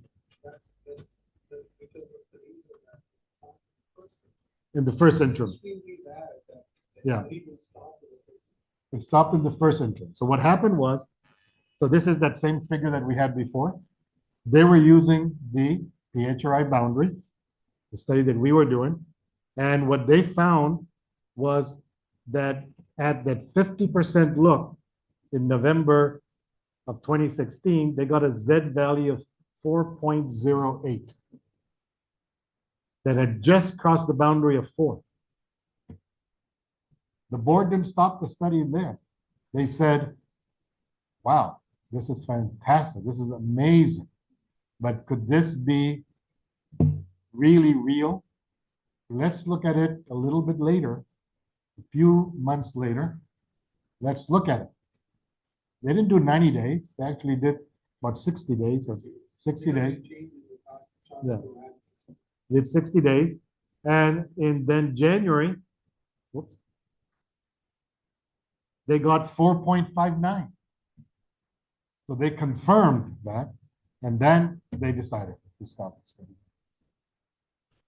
Now, this is what they decided to publish. But again, people don't publish this thing unless somebody, I mean, it goes out there and they publish the New England Journal saying there's a benefit, a dramatic benefit. The Z value is 4. 4 is huge, right? Or 4.59. It's huge. They felt the need to justify. Said, yeah, we were using a very stringent stopping boundary, and we also were wanting to be confirmed. So we waited and did it again relatively quickly, and it was not a random occurrence. So people use these things. But yes, you would argue in general the PHRI boundary is hard to meet. Yeah, you remember Yusuf doesn't like to stop study early, but here he was willing to let it go because it was what the board recommended. Yes. What happened to the secondary outcomes? Secondary, you stop the study, you stop following people maybe. Secondary outcomes where they looked at all of these things. They did ad nauseum analyses on the secondary to see if they were consistent with the primary. They looked at all sorts of subgroup analyses. They looked at tertiary outcomes. They looked at all sorts of things. And it was the one thing that this antithrombotic was doing was causing more bleeding, if I recall correctly. And the bleeding, I remember when they were writing the paper, they were saying, how do we deal with this bleeding? And yes, it does cause more bleeding, but what they also saw was that the bleeding was not hemorrhagic in the brain. It was bleeding in other parts that were non-critical, and so it was not causing more deaths from the bleeding. So yes, that was one of the things that they had to report. It's an adverse effect of it, but it's not killing people from the bleeding. Was not a, they call it the life-threatening bleeding. It's not a life-threatening bleeding. But the trial was found not just because the PHRI boundary or whatever is met, totality of the evidence. They looked at it every single phase as the drug makes it. That's rest of the information. Yeah, so they look at all the secondary, the subgroups, the tertiary, or what sort of harm are we doing? That's the totality of the evidence to make the decision. The board doesn't just go with crossing a boundary. They're looking at all of those other subjective things. They also look at the operational things and the other analytic things. They look at safety. They look at the quality of the data. Why did we get this? Maybe we got this because of the poor quality data. No, we need to make sure that the data are correct before we say it. So they they demand that the coordinating center, the statistician, and the study team give information. But now, oh, wait a second. So now they've crossed this and they're demanding a bunch of things from the statistician, unblinded statistician. And the unblinded statistician has to now tell the study team, well, I would like to get, I'm going to run a report on data quality. Why are you doing that? They don't tell them they're running a report on data quality. They run the report 2 o'clock in the morning, all through, this was through Christmas. They were working on all of this through Christmas. For that, the unblinded statistician might be asking some more data which is there in the database from the data manager. No, they do it themselves. Because they get the data, they may say, if they're at a different institution, then they have to say, yes, the board has requested a data export. And then that is potentially problematic and blind. So we luckily have the unblinded statistician in the same institution has access to the export and can get to the database that way with other people know it. The other thing what they do is if they are expecting something like this going to happen because they are constantly looking at it, they handle the situation a little differently by saying, oh, we would like to have a weekly transfer. They would have initiated 2 months ago that they know something like this is going to happen. They would have just casually said to the team, oh, you are sending me every 6 months? No, I would like to get the data every month. Now, indirectly, the statistician is now getting the data every month. If it's an external, internally, you have the data actually, and whoever the unblinded statistician can take at any point of time. Yeah, because that 4 in November, again, doesn't happen overnight. I'm sure in the previous meeting, it was 3 something. Yes. Or whatever. So Yes. it was getting to be high. So now, as Kumar says, they're sort of asking for things in a quiet way, saying, you know, send us more of the monitoring of the adherence. Send us about this, not just outcomes. Send us this, send us that. And say, oh, by the way, we want this report just generated monthly and whatever. And that also includes adjudication too. So they noticed during the 50%, it was around 2.5 years of the time period. Mhm. They started to slowly ask for adjudication because as soon as the first meeting went, it was crossing, it was significant. It started with significant. So they started to ask, can you look for the adjudication? I think you should be prepared for the interim analysis to start writing the SAP because it's a sponsor trial. Luckily, they always have a SAP and ready. So when they said they want to stop the trial, the SAP was already signed and ready there. Mm. Was in as a study initiative. And it's important that this, you know, when a study is stopped, what does that mean? It means that any events that occur after this day, even if it occurs tomorrow, is not counted. But everything that occurs before is counted. And so you would have people that are coming in for visits, etc., and they will report that they had an MI, that they had a stroke, but that is in the database. No one has downloaded it because this report was created a month ago. Data, those are there. Then you also have that some people have reported these MIs 2 months ago, but the adjudication committee has not met, and therefore those will be counted, but they have to be adjudicated. So all of these things have to be dealt with. Everything that occurred before the day it stopped is going to be counted. Everything after is not. And so you want to make sure that there is no loose ends. If there's the adjudication is horribly slow, you have 20% still waiting, that can change the results dramatically. After adjudication, you reanalyze the data after including all the participants? You will. Just, Yes, That's a list. That's it. but you have already spent the alpha 1 year. no. Let's say they stopped the study at 4.59. And let's say that day they stopped it in January, there were people that had strokes in December 31. There were people that had this, there were people that had that. And that's not in the data that is in that January report. But those forms will come in. And so now what you're doing is you've stopped the study. All the data has to come in. And now you recalculate that Z with all the data. And what if it goes below 4? Now you screwed up because you've stopped the study And you said we stopped it because it was above 4, but now I'm reporting that it's 3.2. The Z. I mean, that's unlikely that it will happen in that case. So that's why it's so high. And the other thing is also, I have not presented it here. I should have presented it. When I have those little Zs going along, there should be a confidence interval around those Zs. Early on, those confidence intervals are big and wide. As I get more information, when I get to 50%, they're getting smaller. When I get to 75, they're even smaller. So they feel more comfortable if that confidence interval is pretty narrow. And at 50% with a 4.08, even if a confidence interval is plus or minus 1, that is ridiculously impossible. But suppose it was as big as that, it still is a Z of 3 to 5. Still clinically important and still statistically significant. So that's the beauty of having large effects. That even if the confidence interval, you'll still be confident or you'll feel comfortable stopping the study. That's why people don't look at it less than 50%. So after including all the participants, after these two interviews, after including all the participants, will you show the results again to the assembly?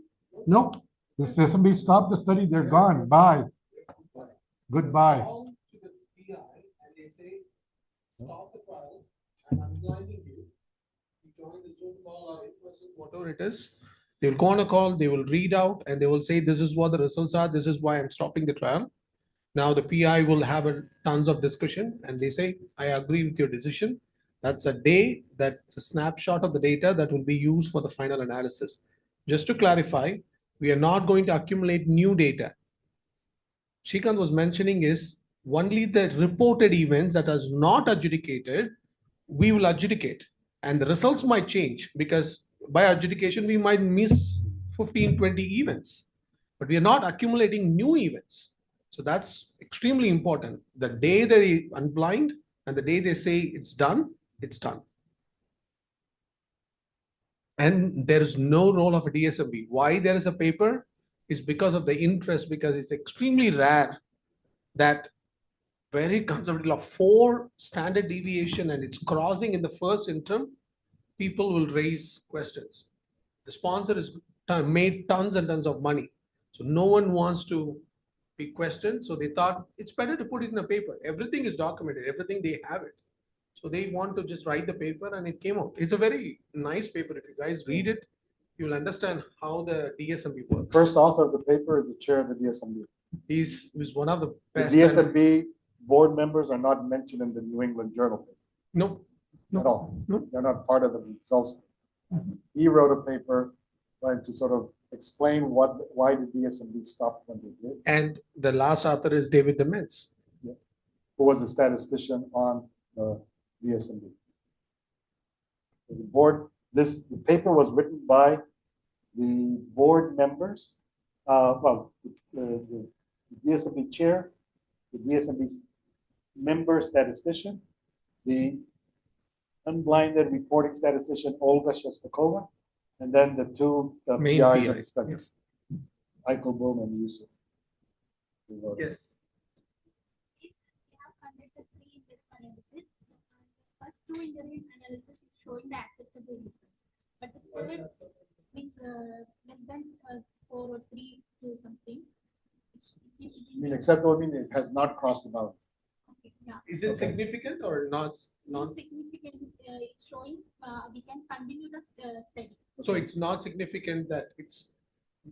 Yeah, it hasn't crossed the boundary. It's not cause a The boundary. Okay. results we have, it's showing like we can continue the study. Okay. But after 2 interim, third interim analysis, it's showing, it's suggesting us to stop the study. Sure. But but we are already enrolled the complete patient and Sure. only few means 2 or 3 months are there to complete the whole study. Then not That's a very interesting thing that we are going to discuss tomorrow. Yeah, I mean, that's we'll see that some of these things are difficult decisions, and it's the board that will have to review this, and the board is going to be deciding what they recommend.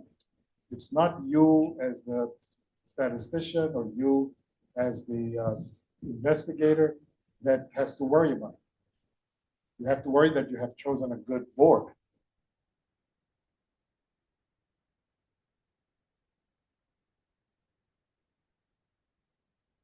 Study in the hands of the board. The board will make whatever recommendation they want to make. And then it's up to you or the sponsor to decide. If you're the sponsor, you are. If it's an investigator initiated, you are the sponsor. But if it's a pharma will decide whether they are willing to go with it or do whatever. Yeah, the DSMB has a lot of options, right? They will run the conditional power, they will look at ethical reason, whether should we put patient at risk in continuing the trial? Are we seeing a clear result? Are we going to see any results coming up in next 3 months? Anything going to change? They have several options and you will see more tomorrow when we present about the particular trial. Some examples. That's a good question. All right. Here's the fourth example. This was a strategic timing of antiretroviral treatment. And this was a study that was seeing if people that had CD4 cell counts greater than 500, was it better to start antiretroviral treatment immediately or wait? And so the intervention was the immediate antiretroviral. The control was the usual standard of care, which was to wait until they dropped below 350 at that time. The trial was stopped early due to the clear benefit of immediate ART. And so this actually changed clinical practice back then. ART should be initiated as soon as possible after diagnosis for all individuals. So the study was stopped early. They had an independent DSMB that was looking at it, and here they actually had O'Brien-Fleming boundaries and the Land-Demet spending function. This is according to the paper. It's almost like, you know, a cut and paste sentence. We used O'Brien-Fleming with the Land-Demet spending function. You see that, like, we use means for continuous variable, that kind of stuff. So they did that for efficacy, and they had futility monitoring also. They call it non-binding. What does non-binding mean? We're going to look at futility, but we're not in the obligation to do anything with it if we don't. So in their charter, they had put those words because they didn't want to say, if I go below 20%, I have to recommend stopping. It's just non-binding. I just want to use it as information. The board decided to do that. I just wanted to mention this because they had conditional power as a non-binding. It was ultimately stopped using for benefit. So, considerations that impact the recommendation. So let's say you've crossed the boundary. You still, as a board member, are thinking, I've just crossed the statistical boundary for this. What other things do I need to consider? Everything is not just statistical significance. You look at, of course, the current interim analysis and crossing. Oh, wait a second, is this consistent? If I chose O'Brien-Fleming, I had done POCA, would it have been different? If I had done it in a Bayesian conditional power way, would it have been different? If I had done it with the PHRI one, do I get the same result? If you reject with one but not with the other, you don't feel comfortable because that was an arbitrary choice of what to do. So you do look at consistency. You ask that unblinded statistician to calculate it for all the other ones. You also look at what was the previous interim analysis, I should not call it interim analysis, previous calculation, because you had been presented every time you meet with the Kaplan-Meier, with the hazard ratio, with the confidence intervals. If you see a trend that it's always going up, you feel more comfortable. If it's going up and then down and then up and then down, you don't feel comfortable. You want to see consistency in the pattern from previous looks, even if they were not formal alpha spending function looks. You then look at consistency with secondary events. You ask for p-values for these. So look at it. You don't make decisions on those p-values, you don't talk about significance. You look at p-values as a descriptive statistic. That's what they're looking at. Is this an indication that it's going, if I had designed a study like this, it would have been significant, yes or no? They also look at, wait a second, other people are studying this. They reported in another study, they had gotten this intervention to be showing that it was harmful, and I'm showing that it's better. Why? So now they're looking at external information, doing systematic reviews themselves. Who is doing it for them? They may ask the unblinded statistician to do it. No, some of them do it themselves. They are seriously vested in this. They want to make sure that their recommendation is a robust recommendation. And then, despite intent to treat, which is what they're dictated to do, now they start looking at, oh, if I did the modified intention to treat, does I get the same result? I should get maybe a stronger result. Do I get it in the people that adhered well? I should get a stronger result. If I look at just for baseline imbalances, residual confounding, even if it's small, I get bunches of Cox models. Let's look at this to see if I get consistency. They do what we call torture the data to make sure that the answer is still the same. So they just look at it in so many different ways. None of those ways are ever mentioned anywhere. If they decide that it's not consistent, despite crossing the boundary, they may recommend not stopping. And then they go to the end. None of this ever gets told to anybody that they did this. If they stop the study early, they will say we stopped the study early, and they will always use the boundary crossing as what they report. But all of this other stuff, they never mention that they did it. This is what the board will do. This takes an enormous amount of effort. That poor unblinded statistician is doing the work. The board is not analyzing anything. They are just there to look at the data. They're not there to do the work. The work is being done by that poor unblinded statistician that's been saddled with gazillion requests to do it in a way that doesn't alert anybody else that they're doing all this work. Kumar was telling me that he had to work overtime in the weekends, etc. He could not even claim it as extra hours because I would have asked him, why are you doing extra hours? He can't tell me. So this is what happens. It may happen. Now, all of the boards may feel, oh, if I cross it, significance, cross, that's not done. But many boards take their membership on the board seriously. And they're sincere. They want to feel comfortable about their recommendation. Yeah. So I see over here good adherence. So there are few things which need to be decided and defined by the research team. No. But They can decide, I want 80% adherence, I want 90% adherence. Do the analysis on those people that adhere 90%. Do the analysis on those that adhere 80%. Do the analysis on those that adhere 70%. Do all of these things. But the definition. They will define it on pill count. They will define it on whatever the study team had decided. Or they may decide, I don't like the way they did it on pill count. I want you to do it on missed visits. I want you to do it on incomplete data. All sorts of things. They can do whatever they want. If it was not defined before the DSMB, when the DSMB board members ask for this thing, They define it. the statistician doesn't know right now because that The statistician, the unblinded statistician, is the one that's getting to know this. And that's the person that's going to do the analysis, not the study statistician. So, but that person, because this definition is not there yet, the unblinded statistician has to go to the research team asking about how will you calculate this. Nope.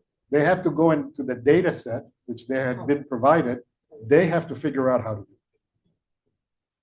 Based on the definition that the board, sorry, they will ask the board, How would you like me to define adherence? I know that the data set measured this, and this. What is their definition of adherence? So DSMB will define this Yep. adherence. If they're asking for it. But usually when we do the final analysis based on the SAP. This has nothing to do with the final analysis, has nothing to do with the SAP. This is requested analyses, ad hoc analyses. They're not documented anywhere, has nothing to do with the SAP, has nothing to do with the publication, has nothing to do with the protocol. The research team may not agree with the definition of good adherence with the DSMB board member. Doesn't matter because they don't ever get to see these analyses. But the DSMB board members will never tell them that they did this. But if they're stopping, they will have to reveal it.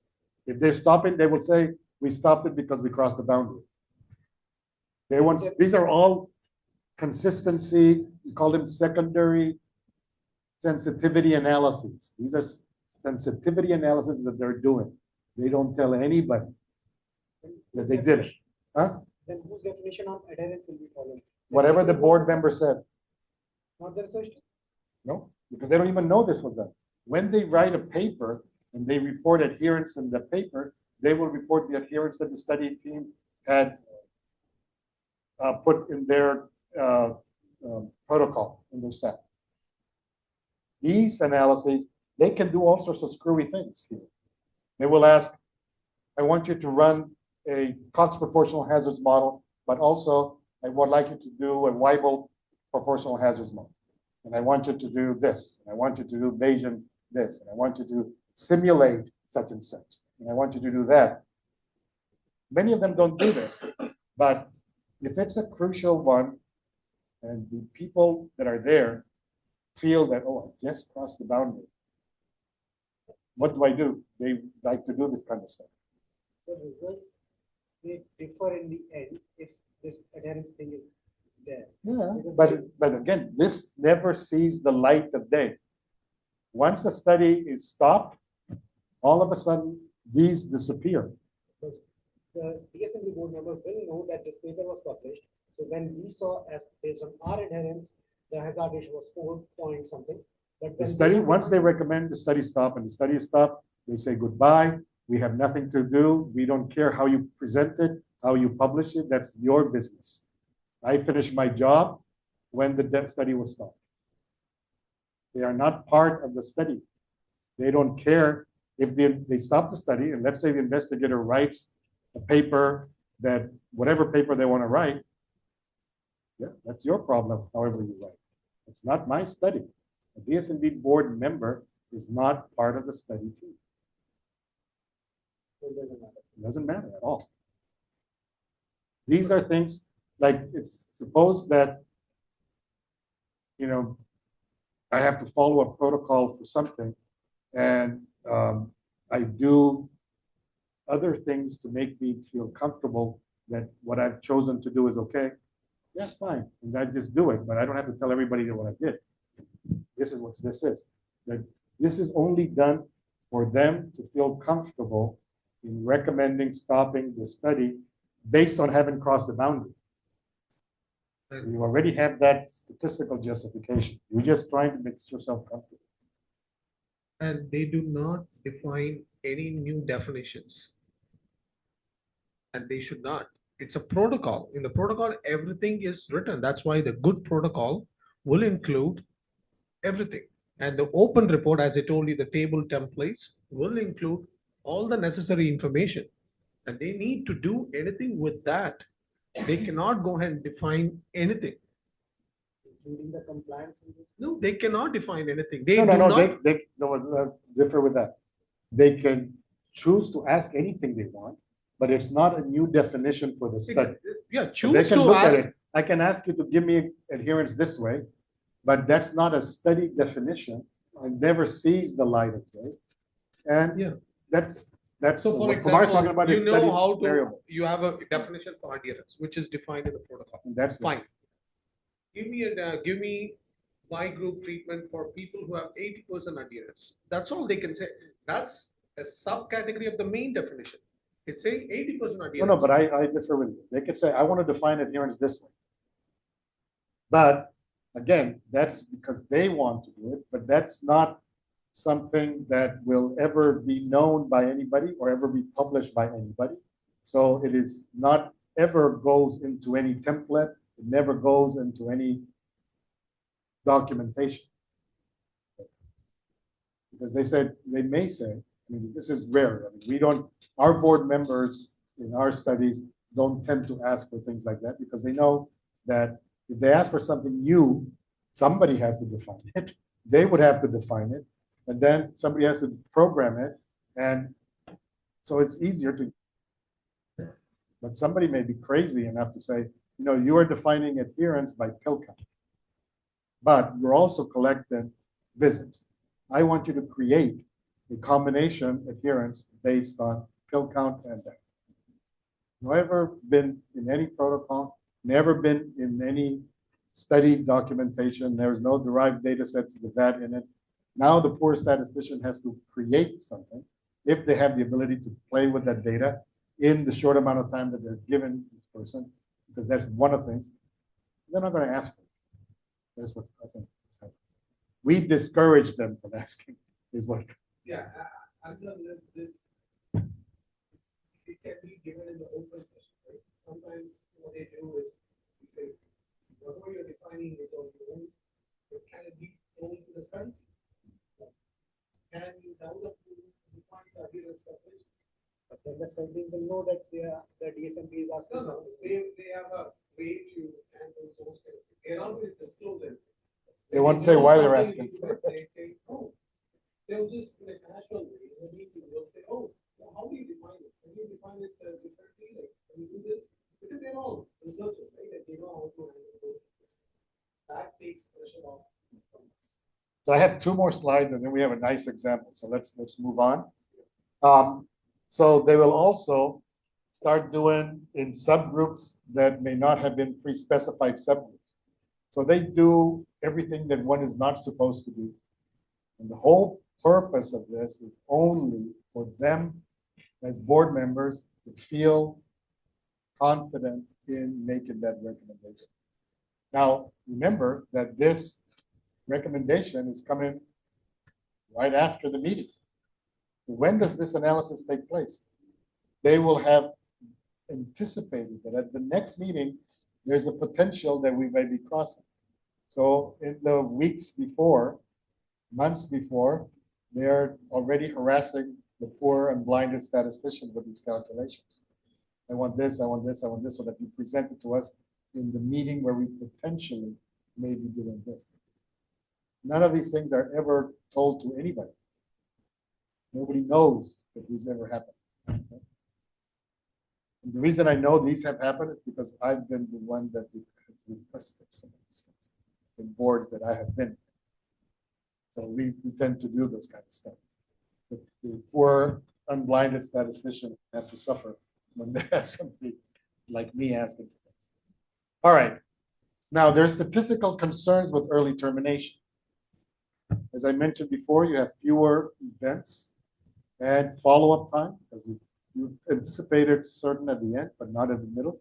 So you will have increased variability of estimates, wider confidence intervals, reduced credibility. That's what you problem. You may have random high difference. That's why the PHRI boundary has that little tweak second look. And so you don't want to have that. You don't want to have false positives. And other results, long-term effects, ability to study secondary events. You don't, how you had hoped to get in the next few years, you would have gotten more strokes, but you stopped the study, so now you don't have enough strokes, or you don't have enough strokes in women that you were hoping to get, etc. So all of these things, that's what happens. So people worry about it, but the board members don't worry so much about it. This is what the investigator, this is why Dr. Yusuf doesn't like to stop the study early, because he doesn't want to have these problems. But the board members are dictated by ethics. Ethics is what dictates everything. So, important caveat on interim analysis. Arriving at a recommendation for early termination is complex And while statistical considerations and guidelines play a very important role, they should never be perceived as having a prescriptive role. So you've crossed the boundary, so what? Nobody is there with a weapon saying you crossed the boundary, you better stop or I'll kill you. You just crossed the boundary. Now, in stopping a trial, many factors other than the crossing boundary come into play and are considered. So the statistical boundary is just one element of the evidence that you look. You look at the totality of the evidence. And that evidence is not only analytic, it's subjective, it's operational. And so statistics should never be the sole basis for stopping a trial. So I don't like to use the word stopping boundaries. People call monitoring boundaries stopping boundaries. I prefer to think of them as warning boundaries. Warning, warning, you may need to do something about the study. You may want to stop it, you may not want to stop it. It's not a stopping boundary. So they have to do what they call their due diligence to carefully examine the totality of the evidence prior to making their recommendation. That's what I say, but a more famous person said. This is Paul Kanner, who was the chair of the DSMB for the Coronary Drug Project DSMB. That was the first study ever to have a DSMB.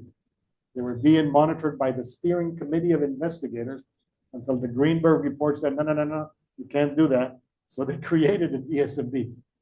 And Paul Kanner was the chair of the DSMB. And he said, no single statistical decision, rule, or procedure can take the place of a well-reasoned consideration of all aspects of the data by a group of concerned, competent, and experienced people that come with a wide range of scientific backgrounds, clinicians, methodologists, statisticians, ethicists, maybe patient advocates, each one having their own points of view. You have to look at the totality from different angles as well. A great paper in one of the first issues, first volume of Controlled Clinical Trials in 1981, but the Coronary Drug Project was, so actually the research group talked about practical aspects of decision making. Great read. And stop there. I think we'll have another slide. So, concluding. Well, this is, you've heard it over and over. This is, monitoring is essential. You need a DSMB that's objective and independent. It's not a simple task. It's based on equipoise, safety, study integrity. The big word of the day, ethics. Okay? Requires strong statistical support. And the recommendations are never exclusively based on statistical and analytic considerations. There's a lot of things that they consider because it has important implications for the patients, the clinical practice, and I will stop there. Question. External reliability. Most of the studies are the new one. So getting the external reliability with the other studies will it not be a very difficult one? Because study means in generally the research question is not answered will be taken up. So that will be very difficult one. Well, I agree. I mean, what you're saying is that any clinical trial, if you follow the scientific method of a result, so I do an experiment with these little mice and this little gene here, and I publish it. Nobody trusts it until it's replicated by somebody else. So can a trial be replicated? I will let Professor Tambud tell us about systematic reviews of clinical trials and trying to now synthesize the evidence from multiple clinical trials to now make that conclusion, because that's the way we go about replicating because we cannot replicate different people, different situations, different medicines, different protocols. But as long as they're similar enough, the outcomes are measured in a similar way, we can consider them as replication, external reliability in some sense. And so we try to look at the quality of that evidence from the other studies when we do the systematic reviews, and when we do the meta-analysis. Any comments? He agrees. And the interim analysis, if the result value is there, is here and there, can we suspect something wrong with randomization? I don't know if it's randomization or it's the data process or it's seasonality on the outcome that you're looking at. But we will have an example after lunch on this, but we have now an example that Professor J. Seelan is going to talk about as to illustrate how DSMBs actually work with a real study.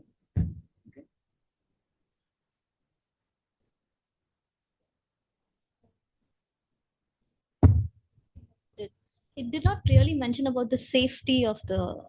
Right, because what I say is that for safety, people tend to do informal analysis. So they, unless they design their study for what they call risk benefit, Okay. or they designed the study like the Women's Health Initiative, where they had a primary safety bad thing, or like, you know, for example, the Compass one had a lot of bleeding, but bleeding was not formally analyzed, as in, oh, we may stop the study if we have too much differential life-threatening bleedings. They didn't consider that. That's, we can judge whether they were good or not in doing that. But most studies will assess safety, but they do it in a very simple way by looking at the table and say, oh, this percent is more or less okay. That's the level of analysis of safety in most trials. Now, we give them so many adverse events, we give them so many symptoms, we give them so many serious adverse events, pages and pages and pages of this stuff. And we group them by major anatomical group. We group them by this, we group them by severity, and we say possibly related, probably related, unrelated. So those tables are done in multiple breakdowns, and these people have to swim through all of this sea of tables and tables. They focus on a few things. What we've been considering recently is, can I use AI to look at this and see, are there any patterns in here that we need to be aware of? I'm afraid of putting the data out in the cloud because it's confidential. So we haven't done that yet. But yes, most DSMBs, unless you specify this is the primary safety or harm outcome that I want to look at, will not have a formal way of looking at it. It's just. So another question is like, suppose they say that the safety was related to the intervention or not related to the cause of the. So usually, who does that that investigation? So. I think that whether that's in your protocol. This is not a statistician, right? This is some clinician that has specified the likelihood that this is due to that. Usually it's the investigator or the clinicians at that site that have been given a protocol on how would you determine this, and it's all clinical. Because what happened in one of the trial I was involved in, there were deaths, there were 2 deaths. So then finally the DSMB got to know saying that these deaths were not related to the intervention. But I mean. Yeah, and so it is a clinical decision. When you could have in a heart disease study, you would say, oh, these two car crashes, they're not. Yeah. But no, the car crash was a guy had a heart attack while driving and died, crashed and died. So then now what is the underlying cause? Should be attributed to this. So that's why these things are. So will that adjudicated. also be, will that also be addressed in the DSMB or? Yeah. I mean, if it, If you have a cause of death table, right, like a cause of death table is meant for that. So then do they, what I'm asking is, do they really investigate like why this so has? who investigates Yeah. is the study team. Okay. The And then they DSMB will have to- say, you need to do this, you have to have an Okay. adjudication committee, you need to have that. That's in the protocol already. They do all the work. And the study team will have then, when they give the report, it says there have been 2 deaths.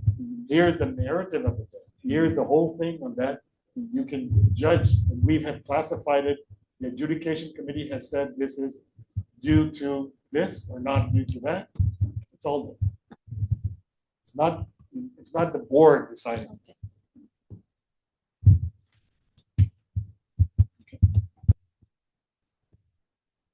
All right.